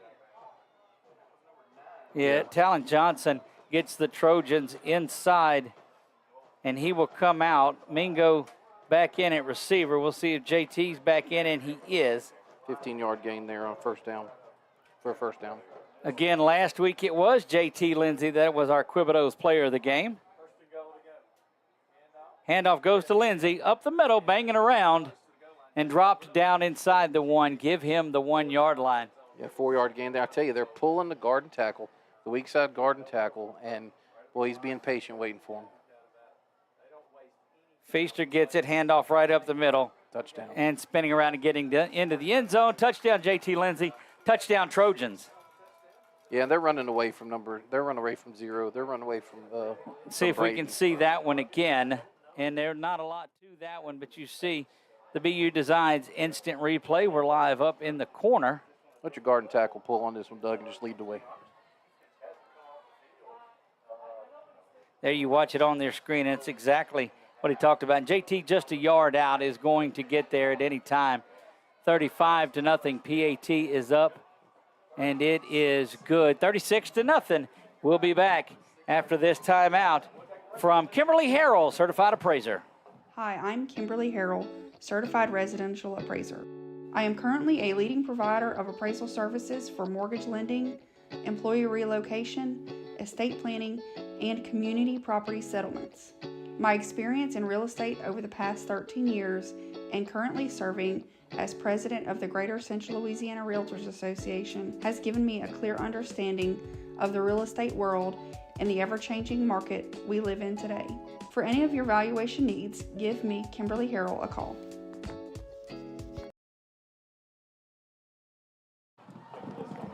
And getting ready to go back to action. 36-0. Trojans lead this one. That kickoff is bouncing around near the sideline and going to be out of bounds. And that will give pretty good field position for Natchitoches Central. Yeah, it's probably the only disappointment tonight so far. Channel, he'll hit that one next. He'll hit that one better next time. Again, looking for our Southern Air Cool Play of the game. We'll announce that. That'll be released via video in the morning, and then Sunday at our Coach Speak segment over there and at Quibido's in Pineville, Quibido's Cajun Cafe. Make sure that you tune in for that one and go by there and check that out.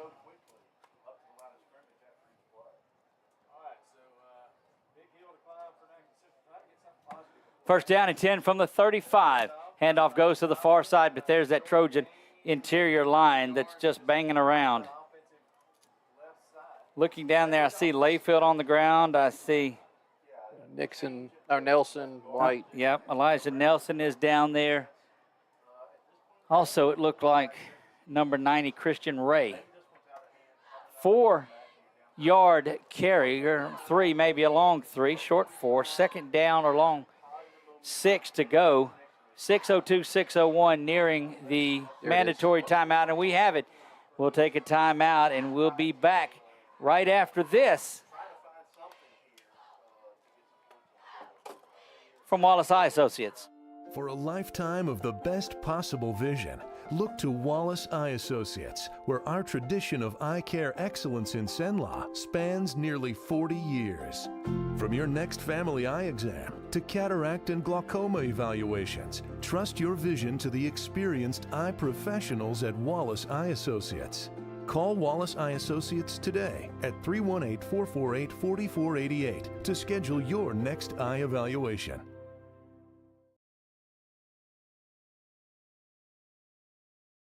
Hi, I'm Kimberly Harrell, Certified Residential Appraiser. I am currently a leading provider of appraisal services for mortgage lending, employee relocation, estate planning, and community property settlements. My experience in real estate over the past 13 years and currently serving as president of the Greater Central Louisiana Realtors Association has given me a clear understanding. Second down and... Oh, there we go. It's much better when I put the microphone. Oh, right over Layfield. Tell you what, just enough on that play. Tristan got his arm up just enough to mess with number 9's vision there. Cameron Davis, I'll tell you, he's had a quiet night after the first 2 weeks. Third down and 7. And that Trojans defense has just, they've brought pressure when they've needed to. They've tackled when they needed to. And the difference of having Mingo out there and Duncan defensively has done it. Tell you what, it has. It's made a big difference for sure.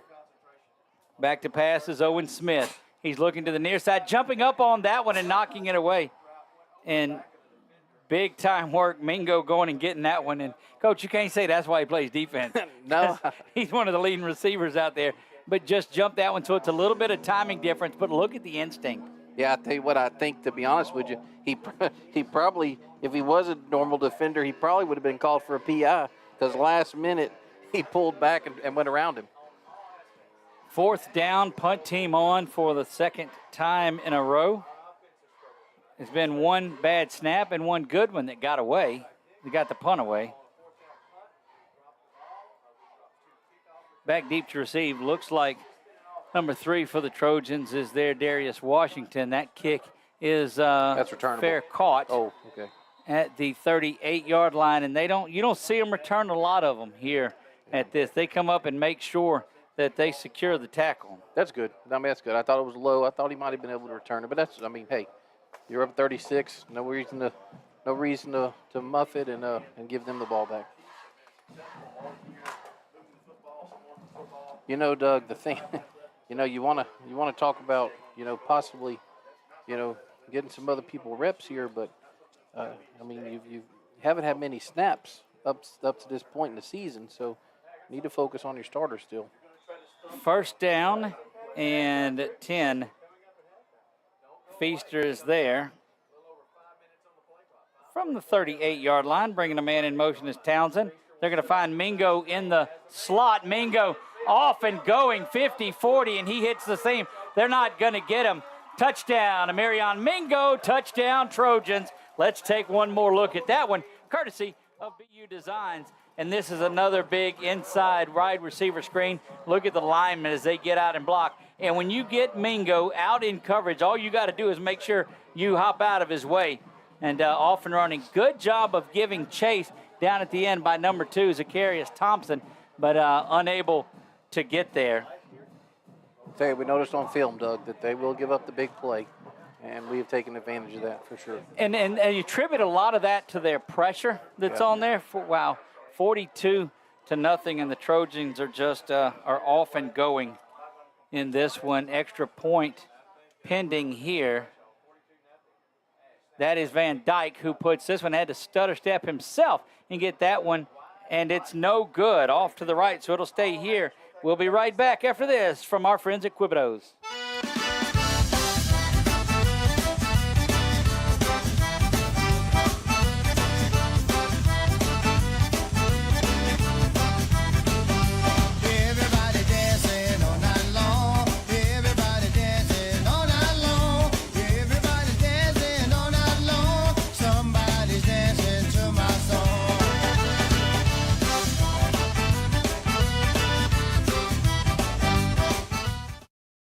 Back to live action we go, and here at 5 minutes and 13 seconds to go in the second quarter, the Trojans have reached that magic clock mark.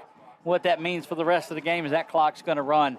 It won't stop. And now, even if the point differential gets lower and gets inside that 42, it's not going to matter, as the clock will continue to run throughout the first half now, as a mercy rule sort of thing, getting to the far side. Even if he takes this one back to the house, it's not going to do it. He does not, and the clock, as you see, continues to run. Yeah, Cameron Davis on the return for the Chiefs. He's still battling. He's had an off night tonight, but, he's also been covered really well by Duncan. 4:46 remaining in this one. Sorry about that. I'm sorry. Had to squeeze that one in.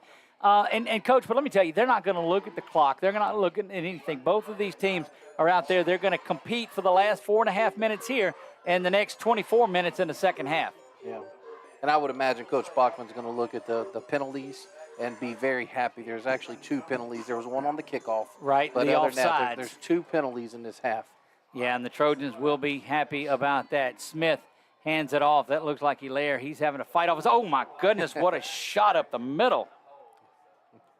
And let me guess who that was as we'll look at that one more time. Watch Jason Blackwell just fire up on this play. The safety creeps in. Xavier White. Was it Xavier? Yeah, it was Xavier.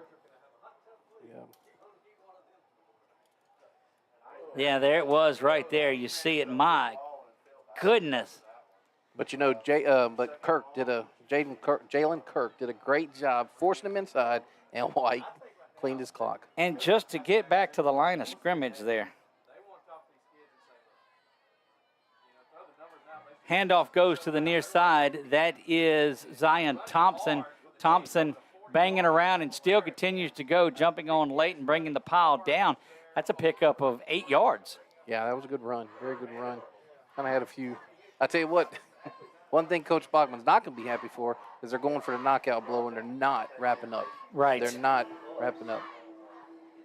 3:14 until halftime. 3rd down and 2 for the Chiefs from their 41-yard line. Owen Smith calls for it. Handoff is up the middle and into the backfield. Oh, my goodness. Coming up and getting there, and goodness, that's Aiden Walker. Aiden Walker and actually number 90, Charles.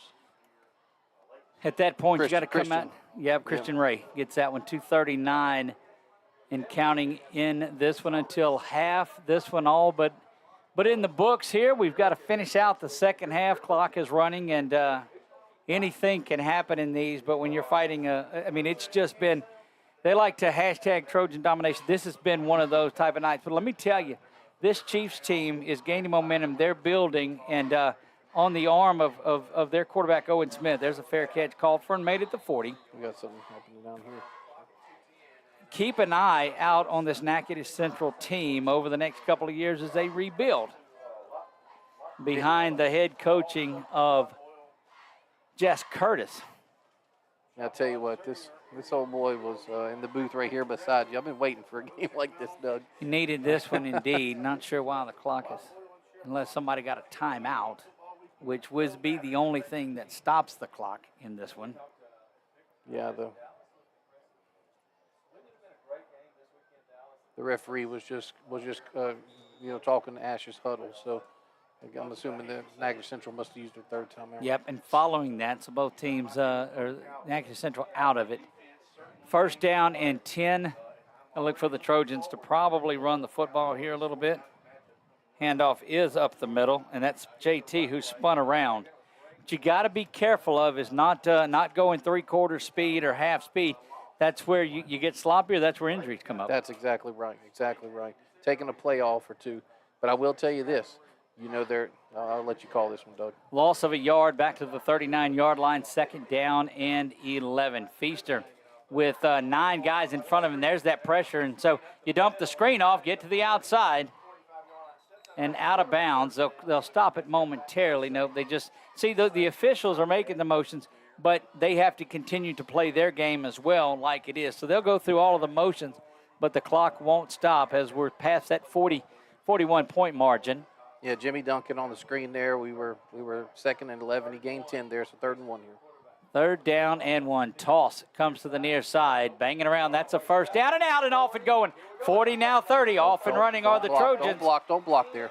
Getting driven out of bounds near the end zone is Jimmy Duncan. Jimmy Duncan with another big run for the Trojans. Let's take another look at the toss that comes right here to the near side in front of us. And you see Duncan just stutter step, make a man miss, and he's off and running. We'll get back to live action now as the Trojans are lining up to go for first and goal here inside the 5. That's Duncan banging around. He goes straight up the middle. Still a push down to the 2-yard line. And now the Trojans aren't in a hurry up necessarily, but with that clock not stopping, you're down under 20, and you'd like to go in there and finish off this drive. Yeah, use this as a 2-minute drill. Handoff goes to Lindsey. Lindsey's going to walk into the end zone. Touchdown, JT Lindsey. Touchdown, Trojans. And we'll take another look at that JT Lindsey touchdown.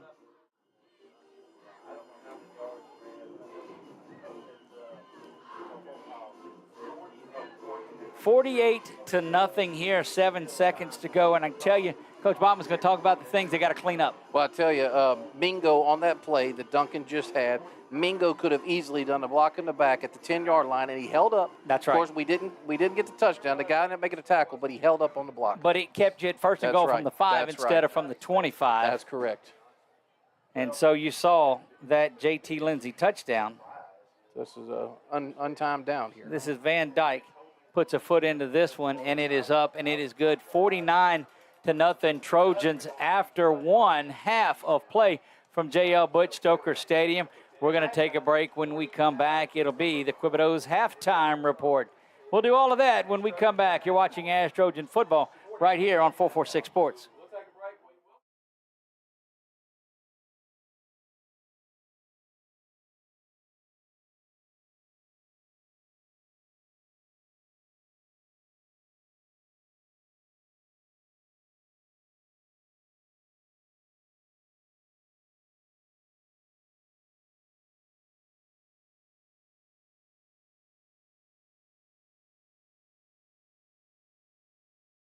BK Distributors is proud to support high school athletics on 446 Sports. BK is the one-stop shop for trophies, banners, awards, letter jackets, and just about anything award-related. And now, welcome BK Apparel and BK Promotions to the family. For all your spirit apparel needs and anything you need to brand your business. When you think of anything you need with your name on it, think BK. Check them out on Facebook or at bkdistrib.com. BK Distributors, Apparel and Promotions in Pineville.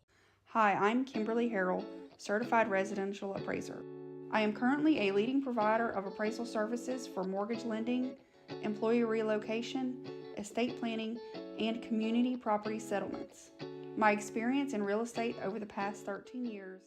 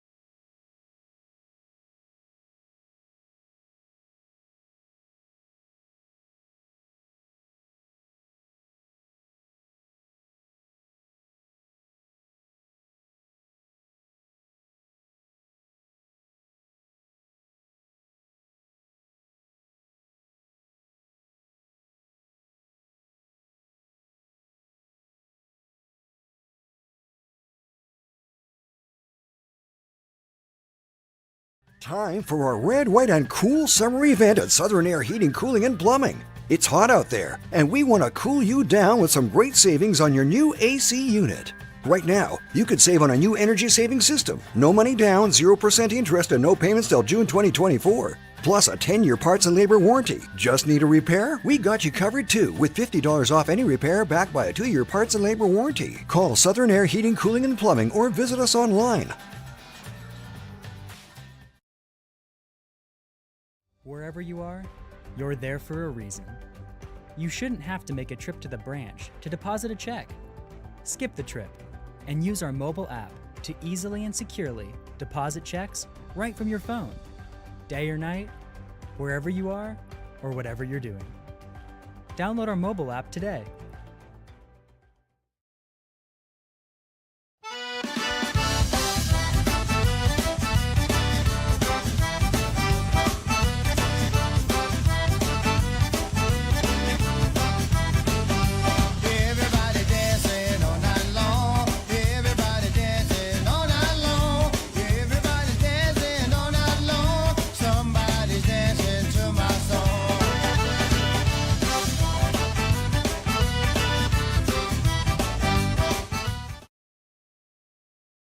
Our mobile banking app is changing the way we bank. Things are getting easier, transactions are getting safer, and you have access 24/7. All the functionality of banking you're used to, made easier to use, anywhere, anytime, and more secure than ever. Simple, seamless, safe. Download our mobile app today. Looking for somewhere different for lunch? La Bistro Coffee and Waffle Bar is a gourmet espresso bar and restaurant with an emphasis on Southern social experience, featuring a wide variety of salads, soups, sandwiches, and of course waffles. La Bistro has something for everyone and every lifestyle. Whether you are meeting friends, spending time with family, or hosting a private party, we offer a dining experience all will enjoy. La Bistro Coffee and Waffle Bar on Coliseum Boulevard.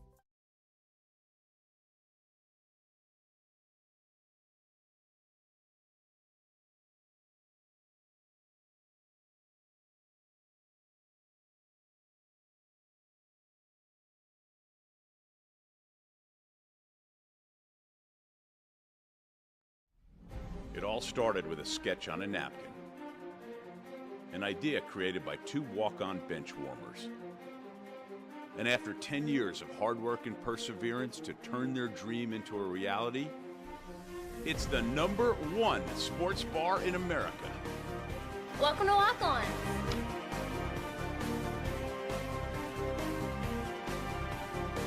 Walk-ons, because everyone needs a little playing time.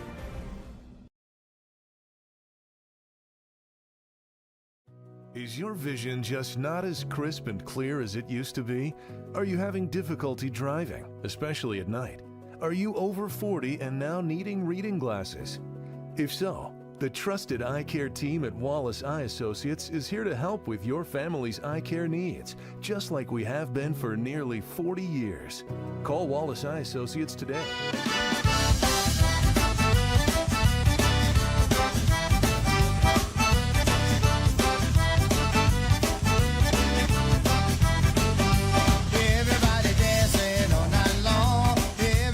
For our red, white, and cool summer event at Southern Air Heating, Cooling, and Plumbing. It's hot out there, and we want to cool you down with some great savings on your new AC unit.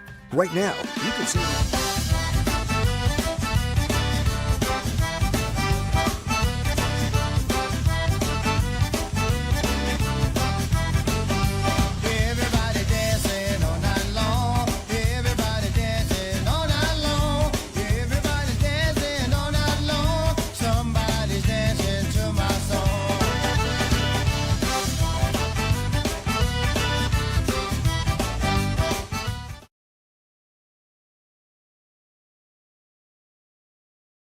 I'm Jason Hall with Farm Bureau Insurance.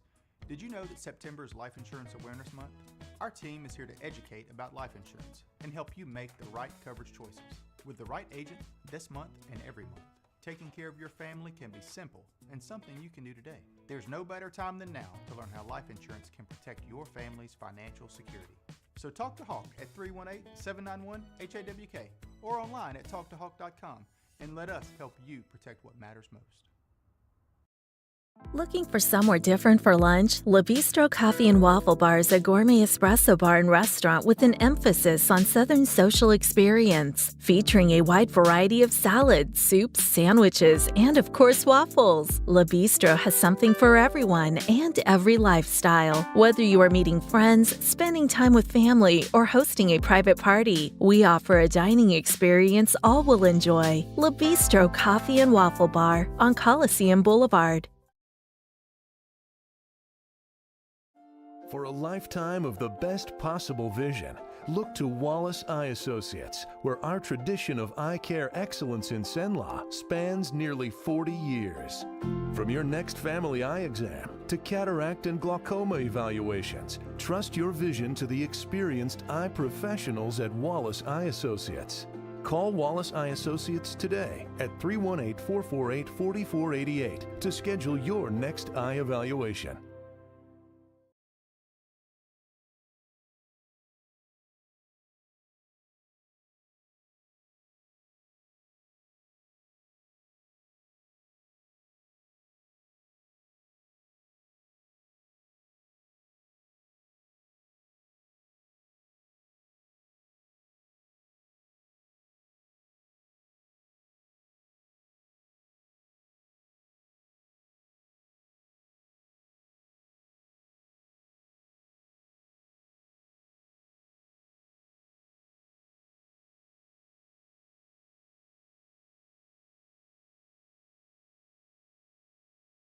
And we are back here at J.L. Butch Stoker Stadium, just listening to a little bit of the trivia contest that's going on here, and I was a perfect 2 for 2 on that one. So great to have that. Nick, I think you would have even gotten the trivia questions down from the sideline.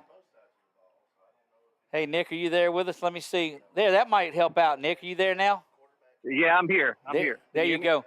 You know, last time you were down there, you gave us a sense of what was going down on the field. 49-0 and a running clock here in this one. What do you see? Well, they're still in the locker room right now. Natchitoches Central's, not far from us. Not a lot of talking going on over here with them.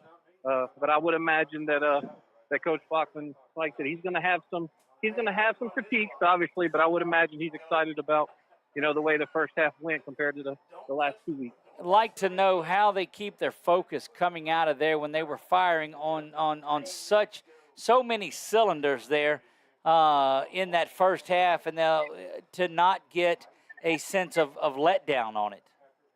Yeah, I mean, it was phenomenal, and I really like the poise, even on defense. You could get excited, you can jump offside, you could do a lot of different things with the excitement that's in the air, and they kept their composure, but it was controlled. And it was really good. And I'll tell you, Doug, this crowd is excited. Doesn't look like anybody's leaving, which is good. You worry about that. 49-0, you worry about that. Well, you will see some of that, but these folks are hungry to see some football. This is week 3. And now I tell you, a lot of them have made the trips up to week 1 and week 2 down the road to that Lafayette area. So this fan base for the Trojans has been solid, and we've seen that on Thursday nights out at walk-ons when it's time for the Thomas Bachman Show. You mean they're not there for the broadcasters, Doug? No, believe it or not, they're not there for us. So that's a difficult pill to swallow. But no, the Trojans are rolling tonight. Again, you'll hear a recap completely of this Sunday night on Coach Speak, as we will be live from Quibido's. We'll talk about it in depth with Coach Bachman and that group next Thursday as we get ready to hit the road to East Ascension out of Gonzales next week. Yeah, Doug, and I'll tell you something else that's pretty remarkable is just the energy, not the noise. The noise at halftime. You don't usually have this much noise at halftime. Last week it was quiet, even those STM. But like you said about our crowd, I talked to a good friend of mine that's a family member, the coaching staff at Karen Crow, and they were very impressed with the crowd that came down to Karen Crow the first week as well. Yeah, we've seen that from the Trojans. They've always traveled well. And again, these guys are hungry for football. It is such a solid team. And, boy, you hear some of that noise that's going on there in the background. Have you found Coach Bachman? No, they're still in the locker room. Yeah, that's right. So a little bit of a misconception there behind you is the Trojans normally in their white pants with the gold trim. And don't be confused, that's the Chiefs that are behind you out there warming up. Give them a little rule about what's going on with that running clock here once it got to 42 points. Yeah, now it's 42 points. It runs continuously unless there's an injury or something serious, which hopefully there won't be. And no matter the point differential, no matter if Natchitoches Central scores and brings it under that 42 points, they still will run the clock. Indeed, they will. It sits at 49-0. Yeah, we see the guys coming back out now. Yeah, I don't want to get run over. It's been 30 years since I've been on the football field. I don't want to take another shot like that. How is that? You're right there on that new turf. The Trojans have broke it in well. How's it feel down there? I'd say it's awesome, Doug, but for some reason, to me, it looks like it's wood chips. It looks like there's like wood pellets in it. They don't have the little, there goes Coach Free right in front of you. So you have to tell him he's got to get on the show more often. Hey, Doug said we're going to have you on every week. He gave you the thumbs up. Hey, I don't think I missed Coach Bachman. I kind of got a little excited whenever Coach Free, talking about the. You offensive linemen are all the same. You just like to get towards each other. I'm looking around and I don't see Coach Bachman either. He's walking out right now, Doug. All right, just stay there and you'll be able to catch him right where he comes in. One thing we were talking about, no more are the little black pellets that are down there. It's a different turf. Yeah, it looks like kind of wood chips there.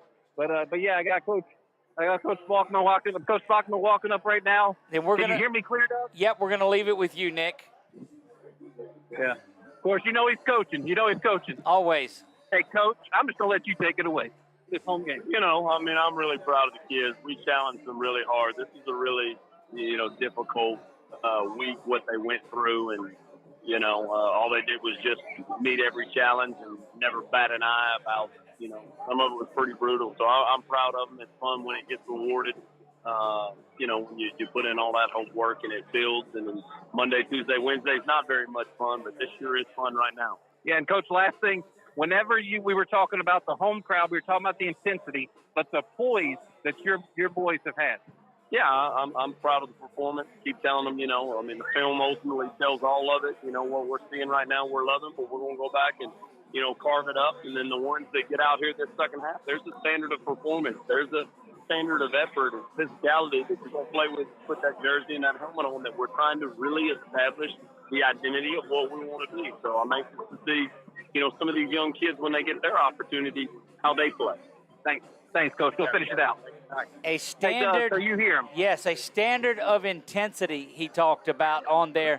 Explain a little bit more about what he's talking about. He said those younger guys, so expect we'll see some subs and reserves early on in the second half.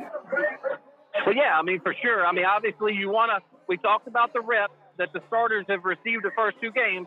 Like last week against STM, they were 30 reps down from STM. So I'm sure he was very pleased with the amount of reps they got in the first half. And now he can bring in some of these younger guys, some of these ones that's going to be for the future. There you go, Nick Magnano on the sideline. Nick, we'll let you get back up here. Great work down on the sideline. Thanks. All right, Nick Magnano joining us down on the sideline. He'll make his way back up here, but we're going to take this opportunity to step away and show you our sponsors like these folks from Quibido's, where we'll be for Coach Speak this Sunday night at 6 o'clock.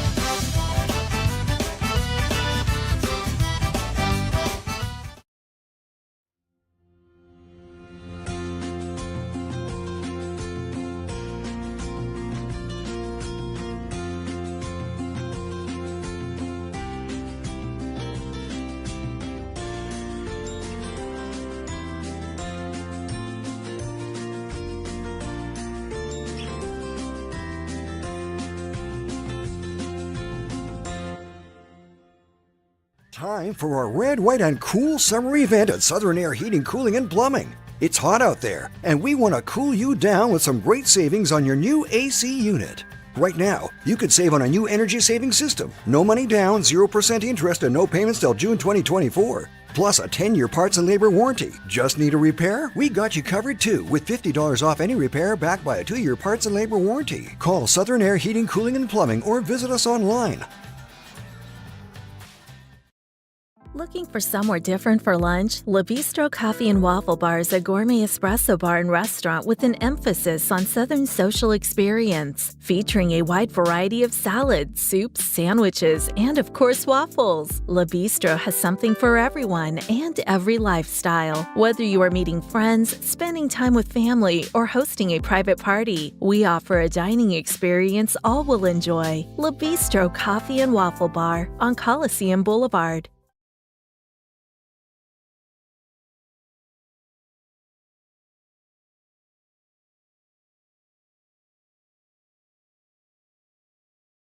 And we are back at J.L. Butch Stoker Stadium.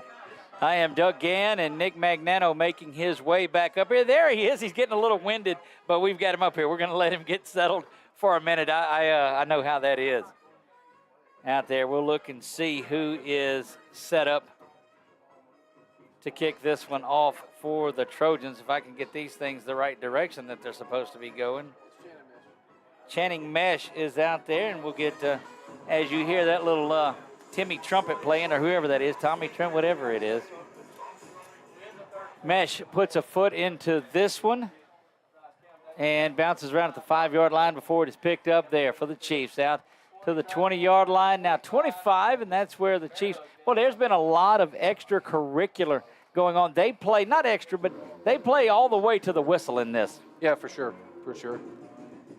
Indians lead 14-0 there at the half. St. Mary's 12-6 over Menard. Buckeye was winning 12-0 when I jumped over and saw that game. You can see all of them. Just go to 446sports.com, and up there at the left, there's a highlight tab. You can see all 5 of the schools. You can see the Southern Air Cool Play of the Game. You can see the Quibidos Player of the Week for Week 1 and Week 2, and we'll have Week 3 updated on Sunday when we make those announcements. Again, we will be in a running clock throughout. Owen Smith does get the start, and the clock is running here, and that's that benefit of that big points differential.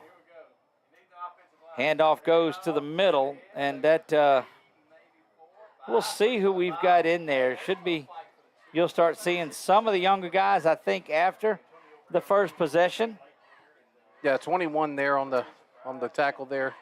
Who came in from this, I think it was 24, excuse me. It looks like Jay Stevenson. Trying to looks like Thompson is in there at running back. In fact, it is Zion Thompson. You see Hilaire up at the H-back. Back to pass is Owen. He pump fakes a couple of times. Good coverage, though, and now he'll let this one go down the field, and it bounces around, ball underthrown. But I'm telling you, that's just good coverage on the back half. Yeah, they both ran with them. The two receivers in the, probably one of them ran the wrong route.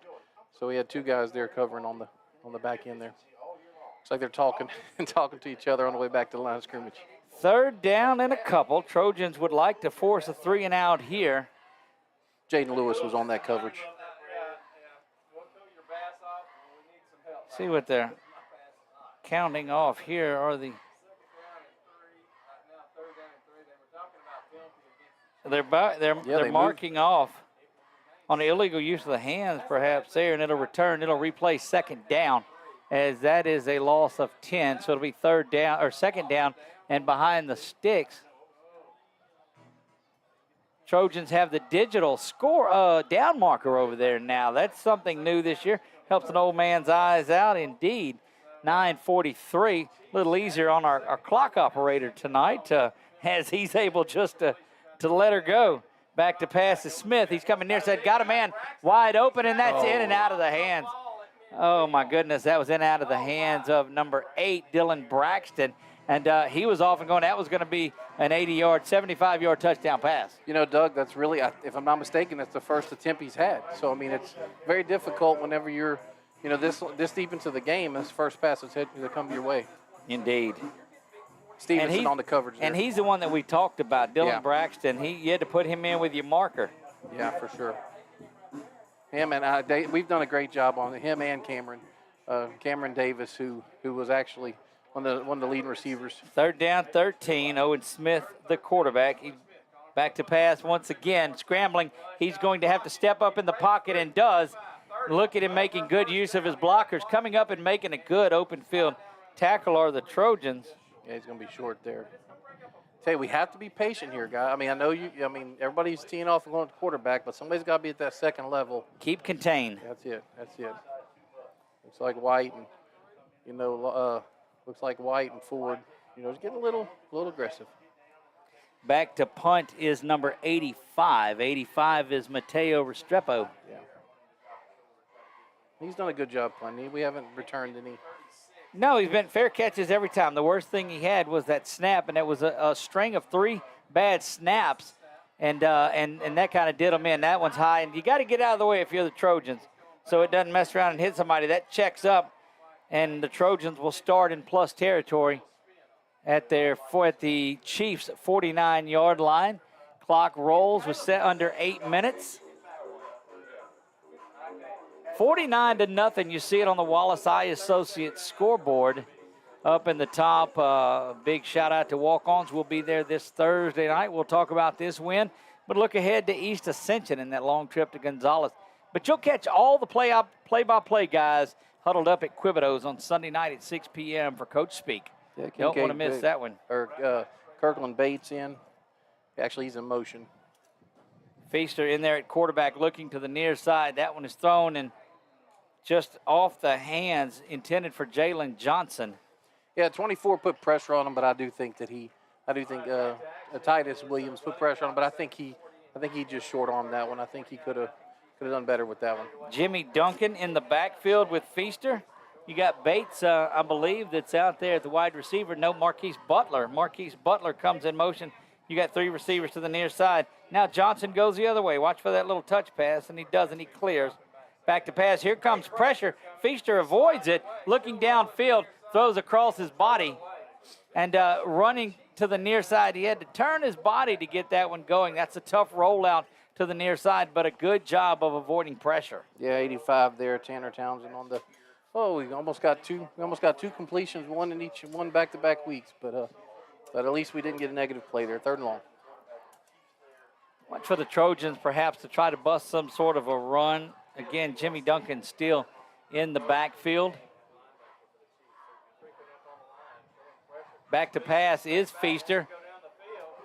Little miscommunication as the receiver was running the go route, and it looked like that was that little stop pass that they threw somewhere. Yeah, little stop route, and tell you what, the stop route was there. The corner was over the top, so you stop there, and you're 5 yards past the first down, marker. So just, once again, probably not the chemistry that we would have liked starting this first round. You had a good job out of your defense to stop, which is what you wanted. Feaster will stay in there. The Trojans go 3 and out, got the ball at the 49 of Natchitoches Central, and that's where it resides currently. A lot of movement out there, and that's going to back the Trojans up 5 yards, we believe. See, this is exactly what you don't want coming out. I mean, obviously, the defense did a good job, but on the offense, you do not want to come out and look this sloppy. And that's the question. Are you able to come out of it and really go and get after it? And missed on a couple of passes there, but it was good pressure. Looked like we're at the 6-minute timeout already. We'll take it with them. We'll be right back after this. From Kimberly Harrell. Hi, I'm Kimberly Harrell, Certified Residential Appraiser. I am currently a leading provider of appraisal services for mortgage lending, employee relocation, estate planning, and community property settlements. My experience in real estate over the past 13 years and currently serving as president of the Greater Central Louisiana Realtors Association has given me a clear understanding of the real estate world and the ever-changing market we live in today. For any of your valuation needs, give me, Kimberly Harrell, a call. Back to live action we go. And, Coach, tell me about a little of those stats from the first half and up until now. Yeah, JT Lindsay, we have just first half only. I have 14 rushes for 129 yards and 4 touchdowns. And then Ty Feaster was 6 for 10 for 220 yards and 3 touchdowns. We'll get to the receivers here in a second. Snap is back. Feaster stays on to punt, and he gets that one away, and it's a good high kick. It's going to pop up there and take a big Trojans bounce inside the 20, inside the 15. And Trojans have made a way with having their quarterback as their kicker and did a good job here. Go back to the stats. Yeah, Jimmy Duncan had 2 for 36. E.J. Washington had 50 for 1 for 50. I'm sorry, E.J. Scott had 1 for 60. Washington had 1 for 50. Mingo had 2 for 66 and 1 touchdown. Goodness, and leading the way defensively, again, we've seen Jason Blackwell all over the place. Jeremiah Jeffers, right? Those names that you would expect. But what did you see jump out at you there? Yeah, Blackwell. I have him for 7. I have him for 7 tackles. I have him for 4 unassisted, 4 solo, and 3 assisted. Owen Smith back to pass, completes that one, and little stutter step and driven out of bounds. That's going to be a first down pickup. And a gain of 12 on that one, 5.5 to go here, third quarter. Yeah, Cameron Davis on that play. A dangerous receiver. We just need to keep him bottled up. Well, I'm a big fan of this running clock. Here it is at 8:30, and we're rolling through this one. I didn't like it when we were in the playoffs last year and the clock was rolling on us, but what do you do? Yeah. Brett catching the glare, is that what got you? Handoff comes to the near side. We'll see what the Trojans defense is able to do. Again, driven out of bounds by the back half of the Trojan defense. 27 coming in and making that stop for the Trojans, and that was, well, I don't see him. Must be a freshman. We don't have the freshman. I do know there are some freshmen dressed out tonight, unless there was a number change like last week. Yeah, and I try to stay away from names now after I got got that in the morning. Tell you what, we have to, I mean, even though there's backups in there, have to stay focused. You have to finish this game. Indeed you do, because these are guys that are going to be playing for their future. There's a handoff to Thompson. He's brought down on the far side again. Good piece of tackling. Lost his helmet on the tackle there. Xavier White was in there. Looked like Christian Ray as well. Yeah. 24 here. No, that's Jalen, isn't it? Jaden. That's Jaden Lewis. Lost his helmet on that one. I'll tell you, the great thing about this being on camera is the people watching it will understand how we're struggling with the numbers. These numbers, I'm going to have to put them on the helmets or something. Yeah. Owen Smith back to pass on second down. He's going for it all, goes over the top. Good coverage down the far sideline. Yeah, he could have. He was pushing him, handling. I mean, he could have 10 yards, 15 yards down the field was the first contact. So that's a good PI call there. Good work. Carrick Gaines was out there, and we'll get the call. It'll be first down and 10, not an automatic one, not a spot foul, but the result of the play does get a first down and good field position now on the 40-yard line for Natchitoches Central. Rolling through this one, 3:05 to go in the third quarter of play. 49-0, your Trojans lead. Handoff to the near side. Good job of crashing off of the side. Good time. Big number 95 finishing that one off was Elijah Nelson. But Carrick Gaines right back in there causing chaos in the backfield on a blitz. Yeah, Xavier White on that tackle as well. Just good gang tackle. Loss of a yard. Second down and 11 back at the 41-yard line. Owen Smith has went the distance. He's got number 21 in the backfield with him, and I don't see that number. Back to pass is Owen. Owen once again going for it. And, wow. What a big-time catch coming up trying to get the interception and wasn't able to get there, and that caused a big completion. I still love the way that this young man, Owen Smith, throws that football. Reminds me a lot of Sam Altman. Yeah, and Cam Davis on the reception, focusing on the reception there. That offensive line, big offensive line for Natchitoches Central. That goes off to the far sideline, and there's those Trojans coming up and making that tackle. 35 and 46. We'll look at those numbers. That's Cameron Layfield that's in there, as well as Xavier White. Yeah, Xavier. Second down and 10 from the 17-yard line. And that's one of their freshmen. They're still trying to get the name, but it's a big young running back there. Yeah, I'm glad to see that it's their roster and they don't have the number for him. Right, second down and 9 from the 18. Back to pass as Owen turns his body around. He's being pressured. Good pressure, and just chunks this one over the middle. See if the Trojans can go up and get it, and instead they knock it away. I tell you what, he's just trying to make something happen. I tell you, I'm glad the young man got up. It looked like he hit his head hard on that turf. That's one thing about the turf. It's not, but Xavier White on the pressure. I tell you, Doug, he's just spinning his ears back and going. He's everywhere. It's just a great piece of work by the sophomore defensive lineman, Xavier White. It's going to be another one of those special ones. Bachman talks about the leaders on this team, but the young guys that are out there just doing such a good job. Third down and 9, 33 seconds to go. Third quarter play. Trojans in command, 49-0. Owen Smith facing pressure, steps up. Ball is on the ground. Maybe a face mask at the end of it, because the flag came in around the 20-yard line. And we'll see if that's how Smith's helmet came off. If it was a face mask that brought it off, or was it a hold? Usually when it comes, it's a face mask against the Trojans. and that's how the helmet came off. Yeah, I thought it was the ball, but it was a helmet, and so he gets to stay in the game with the because the it was pulled off right. via the face mask, and that will do it for a very rapidly moving. There'll be one untimed down here as it can end on a defensive penalty. They may move over to the fourth quarter knowing where things are at. We'll see what they're doing. 49-0. We move to the fourth. We'll be right there right after this from Wallace Eye Associates. For a lifetime of the best possible vision, look to Wallace Eye Associates, where our tradition of eye care excellence in Cenla spans nearly 40 years.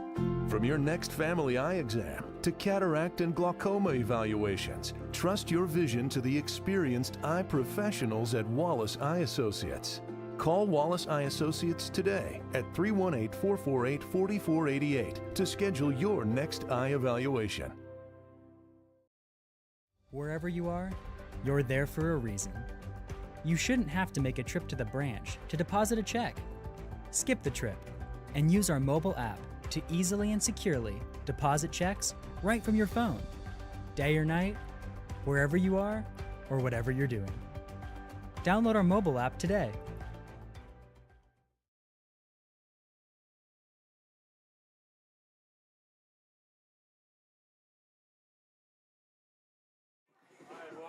Back to J.L. Butch Stoker Stadium we go for the fourth quarter, and rapidly moving third via the running clock. And first down and goal following that penalty. We'll bring Owen Smith and his group. And Owen's been out there the entire time getting the sophomore some more reps out there. Handoff goes right up the middle. That's Thompson. Thompson's going to get down to the 1. Puts the ball on the ground, but it was just from reaching out, and the ground can't cause it. And that Natchitoches Central offense trying to get into that purple-clad turf end zone for the first time tonight. Once again up the middle, and he's caught in the backfield that time. Good job by that interior defensive line. Yeah, loss of one there. Looked like, we had good interior pressure there. It looks like White finished him off from the linebacker position. Trojans had a good fourth down stop down there in the first half against St. Thomas More, if you'll recall that one. 11:18 to go. Did we tell you, join us Sunday out at Quibido's Cajun Cafe in Pineville, across from Procter & Gamble, 165. Just look for the big alligator on the front of it, and look for us at 6 o'clock, and you'll see us. Go by Quibido's. Handoff up the middle, getting into the end zone, and that's going to be a Natchitoches Central touchdown. Yeah, Zion Thompson there with the first touchdown for the Chiefs. 10 minutes and 52 seconds left in the fourth quarter. And 49-7, it will, it'll look a little bit better, not the shutout, but the damage was done there in the first half. And, one of the good questions for Coach Bachman following the game is just, how do you keep intensity up in a second half like that? Yeah, and I'm sure he's probably talking to him right now to his offense, because that first drive was subpar for sure. Great seeing the crowd out here this entire time. Nobody has left. They want to see that Trojan team get out there one more time. Kick is up, 42-point lead, and there's going to be a roughing the kicker that is called. So the Trojans, or it looks like the Chiefs, will be kicking off from the Trojan 45-yard line here. If my math is correct, they'll roll it. The clock does stop here for the penalty. The try is good. And 49-7. Don't forget the Southern Air Cool Play of the Game. We'll announce that in the morning. You'll see that. Got a lot of choices for that and Player of the Game. Yeah, for sure. There's a lot of them, and I tell you what, it could be possibly on the defense, Doug, as well. That's exactly where my thoughts were. That defense was really in command. The offense is always there for show, but this defense came out in a time they needed to most, led by Josh Mercer, Coach Russo, Coach OJ, and those guys needed to come out and make a statement, and they did it to their 5A counterparts from just up I-49. Yeah, last night the show, there was a quiet confidence for sure. They know they put the work in this week. They know they've been played too. Karen Crow won last night. They beat Southside, so they're now 3-0. So they're just going to move up the power ratings. They're going to move up the and rankings. Ash continues to climb in those rankings as well. You know, one of the questions that you can ask Coach Bachman afterwards, say, look, you know, you talked last night on the show about the great work you put in. It seemed like it paid off tonight. Yeah, for sure. Restrepo puts that one up. It's high and going to get into the end zone for an automatic touchback. And that's one of those you almost want to leave about the 2 or 3 yard line, but we'll take it out to the 25. Go the Trojans. Again, here's a look ahead at our schedule next week. Sunday, you can catch us on Coach Speak right here on YouTube and Facebook and X or O or Twitter, whatever they call it these days. Anywhere, but did we still go live to MySpace? I don't think we did that anymore. Boy, you're showing your age there, Coach. Man, talk about. Thursday night, we will be at Walk-Ons for the Thomas Bachman Show, and then Friday night, we'll hit the road for East Ascension in Gonzales. Big weekend for 446 Sports, as we'll also be down in Baton Rouge next Saturday covering that little tussle there with LSU and Arkansas. So don't go anywhere. You won't want to miss that. Doug, we have a whole new lineup here. A whole new lineup. A host of players, and we'll see who's in there. These young guys know, and I don't have a 15. So I'm wondering, 15 is that Sam Gassett maybe, or Sam Gassett's son? Sorry, I'm saying my age there. To the near side, complete, running down to the 30. Now off and going to the 40. Now 30. We'll have to get a program to see who it is. Don't block in the back there. 88 is the receiver, and that's Kirkland Bates, the junior, who gets that and was not going to be denied and gets out of there. And I'm going to do my best to find out who number 15 is. You take us through it, Coach. Yeah, that was with the catch and turned upfield, broke one tackle and made a great play and just outran everybody. Here we go. You see it here. One broken tackle here, and then Bates is off to the races there. 80 yards, a great touchdown play. And Doug's figuring out who the quarterback was on that play. So with the being at home, there's freshmen that get to play, so we don't have all the names. We'll keep it right here following that. Max Gassett. That's what I figured. Max Gassett. It is Sam's son that come out and got that one. But my goodness, that was Kirkland Bates just doing work the entire way. But how you like that come out in your first touchdown, your first pass as a Trojan freshman? Yeah, you're one for two for 80 yards and a touchdown. So not a bad way to start. Pretty good quarterback rating. That's right. Not a bad way to start your career. And glad to see that Bates, the junior, has probably put the work in, over the years and is getting rewarded for it for sure. Indeed. Trojans get the lead back up to 49, 56-7, 8:41, and we are rolling through this one. And I remember, Coach, times that we've been at halftime at 9 o'clock, and we're really wondering what was going on. And here it is, 8:41 remaining. Trojans lead this one 56-7. You see it on your Wallace Eye Associates scoreboard. You can check other scores around the way. Down there at the bottom in the Saddlers towing. Scrolling scoreboard. Cam Davis.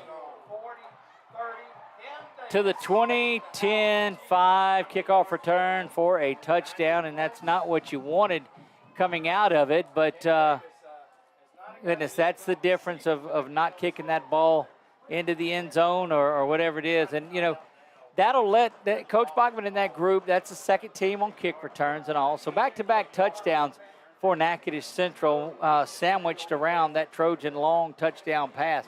But, it's going to make you wonder about the kickoff coverage there. Yeah, this coaching moment. It's going to be a coaching moment. I mean, they're going to, these guys are excited. They might have thought they were going to get in this game, but, probably unexpected and after the first 2 weeks. So he'll find the positive in what they can learn out of this, not the positive in the play, but what they can learn out of this. Well, the JV and freshman teams have been playing solid. Restrepo's kick is up, and it is good. Restrepo, 7.5 remaining here. Cameron Davis was the one that took that one, the senior wide receiver and running back. They have him listed at 5'8", a little reminiscent of Trendon Holiday for those of you that remember that speedster for the Tigers. When he got out in the open, he was off and running. And, And those last couple of touchdowns, you see the fans starting to make their way out of here now. They'll get up, and those that have kids that on the team that can drive home, Right. the rest of them that you see staying around, and there are some 70 freshmen that are around, have to have a ride home. Yeah. So, and, you talk about the JV, playing games, and they have not faced a Cam Davis. no, oh gosh, by no means. But and no, an you're Owen right. Smith You're right. and that group, which they saw in the drive prior to that. Right. I will tell you, last minute there, Bachman's having to get somebody, on the kickoff return team. So obviously there's a lot of changes out there right now. So we just need to be smart, don't get any penalties, and let's finish this game out. It is, and it's exactly the way you wanted this game to go. Getting back home, putting up the points. Game was 49-0 and never in doubt after about the first 6 minutes. If I recall, it was 22-0 at that point. Yeah, for sure. Before the first hydration break. Oh, got a little. It's kind of a squib there. It's caught around the 30-yard line and brought down. We'll try to see who had that one. 87 came out of there, and maybe on the other. Brett, sorry about that. We've got an 86 and we've got an 88. 87 on the other side is Colton Wilkins, the cornerback. Not sure if that's him, but coming up and getting that one. So we saw a lot of flashes of goodness tonight. Thankfully, we don't name our player of the game or the cool play of the week until tomorrow and Sunday, respectively. We'll go back and look at some things, see who's back out onto the field, if that's Gassett again. Yeah, it looks like him. Gassett calls for it. Big running back for the Trojans is number 20, and that's Vaughn Dabon that's in there, the junior. 6.5 remaining here in the fourth, nearing the hydration break. The Trojans could take this thing down to the hydration break, and I think they will, and then go ahead and get us out of it on this drive, barring something big and unforeseen. 22, but 6:15 and 14 and 13. Trojans will wind it all the way down. We'll take our final break of the evening, and it will be from our friends over at Quibido's, where we'll be this Sunday night at 6 o'clock. Don't go anywhere. We'll be back for the final part of this game.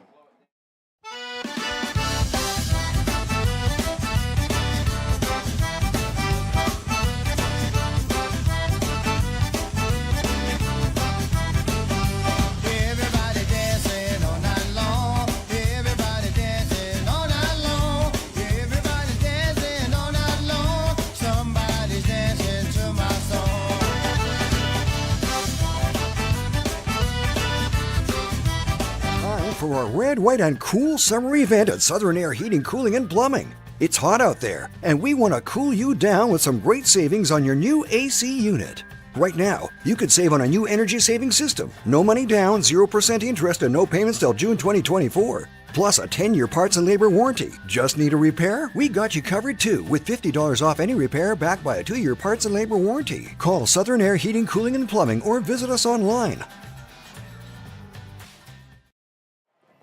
And we're back. Rock and roll part 2 playing through the stands here. I'll tell you what, they are having a fun time. They are getting down. Great to be back out here at J.L. Butch Stoker Stadium. Gassett back there with Davon. It's a good running back to have in the backfield with you, the junior, number 20. Receiver to the near side, had the touchdown the last time. Gassett calls for it, and he's going to sprint, but he's swallowed up back in the backfield and going to get slammed down by Braden Woods back there. And a lot of those big players are still in there for this Natchitoches Central team. Yeah, it makes you wonder if Coach Curtis is not saying, all right, boys, we need to finish this out. We need the reps. That's 19 that's in there now at quarterback. Yeah, 19 is Jacob Montegut.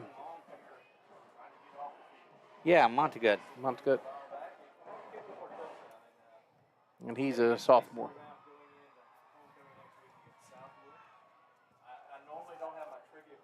Third down and 13. Snap is back. Montegut back to throw. Air mails that one. There's a late, little late smack delivered by Zacharias Thompson. And again, those starting defense out there the entire time for this Chiefs team, but under 5 minutes to go.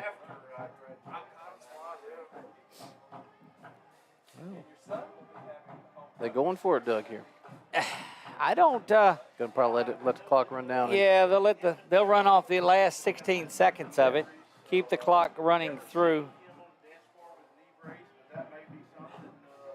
A lot of new players out there, and Coach Bachman will get him a timeout with about a second to go on it so that he doesn't get a penalty out of the deal. And timeout is called, and the clock will stop with 4:21 remaining. Again, follow us on the road to East Ascension next week. That is down in Gonzales, Louisiana. We'll go to Baton Rouge, and we'll keep going, and then get into Gonzales. Great folks down there in Gonzales. Got some friends of mine in the administration, of course, down there in Gonzales, and I can neither confirm nor deny that there's a friendly little wager on that game. Are they going to feed us, Doug? Are they going to feed us? I think they will. I'll put the pressure on them anyway when we go. But no, great folks that are down there, and no telling what time we'll leave next week. I got grief from my wife for leaving earlier today for a game. We're getting to a game earlier today than we did the two on the road. I said, well, it's a home opener. That's it. You got to get out here for it. Feaster back in there to punt, as he is the punter, so that's the only reason you see him back in there. Gets that one away between two defenders, and a nifty little punt that checks up around the 47-yard line. And I'd like to say like my pitching wedge, but it would have sculled and went about 80 yards is all. It wouldn't check up like that and roll back. No, for sure. Same here. They will start out, the Chiefs, inside of Trojan territory, 56-14, 4:08 to go in this one and counting. Looks like they're bringing in. They have their backup in now, Doug. They have number 10, which is not on the roster. A lot of young players that have made their way out here. There's a handoff to 34, and he gets to say he gets swallowed up is an understatement. Yeah, for sure. And we can put the rosters up now, Coach. Yeah, I you're do right. believe that you're exactly right. There's not. These are some young guys that are not there on the roster, and they will be. These are future players that Coach Jess Curtis will mold. Yeah, and for sure. And then also we'll get the numbers for the freshmen from Coach Bachman and watch the film and try to get some stats for them as well. We'll be on the air next Friday night at 6:30, as we are always for our coaches show, and appreciate the folks with Nick and that group there, your family, for providing the Wi-Fi that got us going and not blocked from everything we tried to do tonight. I don't like this look right here. I don't like Mason coming off limping. I don't like that at all. No, and he'll come over on his own over to the sideline. Hopefully just cramping. 3rd down and 9, and they bring Smith back out in there at quarterback, Coach. And I don't really understand that move too much, but I'm not a coach. I'm up here in the press box, so it's not mine to understand. Yeah, maybe he was taking a timeout trying to figure that. Yeah, there we go. There's a timeout. Just 2:45. We're going to leave it right here. We'll stay where we're at and won't go anywhere. And yeah, so a lot of great stuff going on tonight. Buckeye, I think you said, was up big. You see that on the Saddler's Towing scroll that's across the bottom. Tioga all over Pineville tonight, 35-0 in that one. And of course, we'll all talk about that at Quibido's this weekend. I need to get our score updated a little bit before they start fussing at me about things. You do realize 59-12 Buckeye winning that one. You do realize that there's going to have to be a double door to get Billy's head through into Quibido's on Sunday. Indeed, there will. But luckily, he's got the 2 doors on the side where it'll open up. He can't go through the front. He'll have to go by the side as we get over there. 3rd down and 9, and they bring their starting quarterback, Owen Smith. And, Coach, you just don't want to see that young man get hurt. He's the future. That's right. And they got Cam Davis on the top of this too, team. Back and to Braxton. pass. And he throws that back across his body to no one near those soccer markings that are down there. I like to get the soccer That was A.J. Scott on the intentional receiver. So tell me about this line that's missing out there that I heard so much about. Well, there's the midfield line, the 50-yard line. For the soccer field, it's wider. The sidelines, as football calls them, we call them touch lines, is wider. And so they didn't want to put the black line extended from the football to the soccer. You're absolutely right. They didn't. 4th down and 9. Owen Smith back in, looking to pass, and does. Here comes pressure, steps up and throws this one in and out of the hands of his intended receiver. That's a PI. Got a little aggressive there. So, flag did come down around the 25-yard line, and that will be enough for a first down. Clock continues to run at 1:53 and 2, and now and rolling. And using up a little bit of time while they're running, while they're walking off the penalty. So this is when you go in there and you just start hopping off sides. hop off sides, and run that clock, and eventually we'll get out of this thing. 56-14, Trojans rolling to a big win tonight. They will move to 1-2. They'll equal the record of Natchitoches Central. The Chiefs of Natchitoches Central will fall to 1-2 themselves, and the Trojans will get their first victory of the year in fine fashion. Coach, you may want to make your way down there and visit the big time stop in the backfield. My goodness. And we'll let you meet up with Coach Bachman following this one. This time you don't have to run either. There you go, got that one shut off. 52 and 51 counting.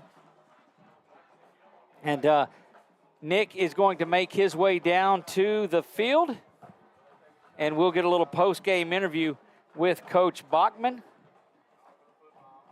See if we can get ourselves set up. That is off to the far side, and 3rd down, 31 seconds. That's going to be the final, we believe, play of the game tonight.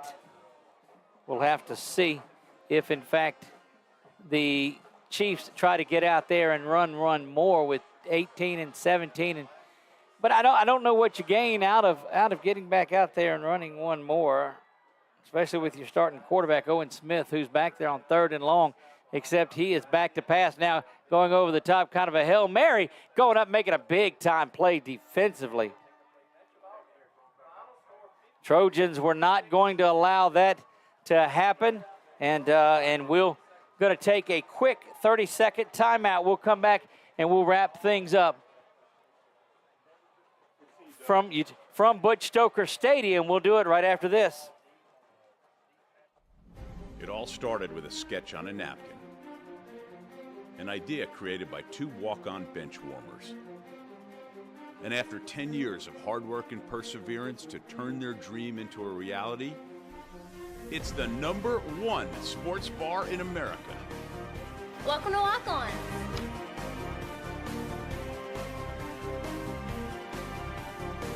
Walk-ons, because everyone needs a little playing time.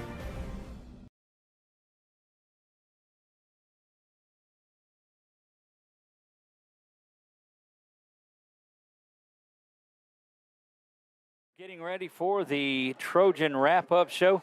Coach Nick Magnano making his way down onto the field. We'll see if he's able to catch Coach Bachman before gets into that huddle. But we'll get Nick on the phone here with us in just a moment. Nick, I believe you're down there on the field. Can you hear us? Yeah, I can hear you. I think we had a little stuff going on after the game here. So I think they're trying to get them over here to the end zone as soon as possible. Yeah, that's what you don't want to see anything at all happen to mar a great performance like this. Again, one of those things that we'd ask Coach Bachman is, you talked on the show last week about the intensity at practice, and looked like it rolled over to tonight's game pretty well.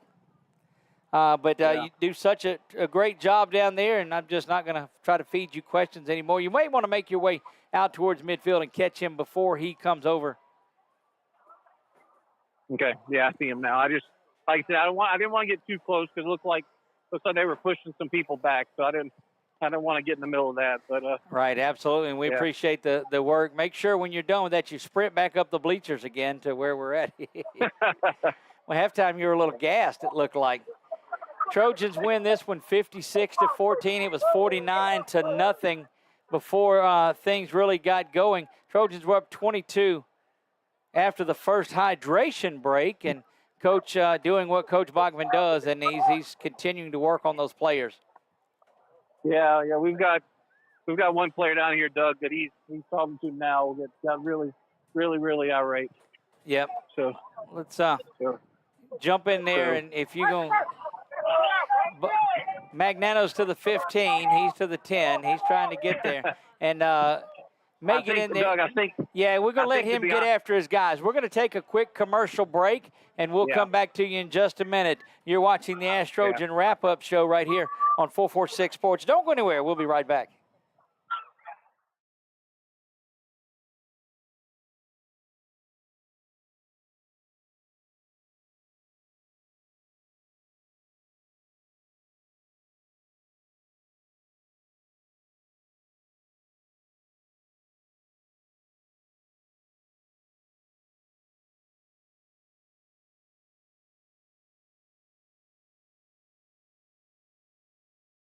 BK Distributors is proud to support high school athletics on 446 Sports. BK is the one-stop shop for trophies, banners, awards, letter jackets, and just about anything award-related. And now, welcome BK Apparel and BK Promotions to the family for all your spirit apparel needs and anything you need to brand your business. When you think of anything you need with your name on it, think BK. Check them out on Facebook or at bkdistrib.com. BK Distributors, Apparel and Promotions in Pineville.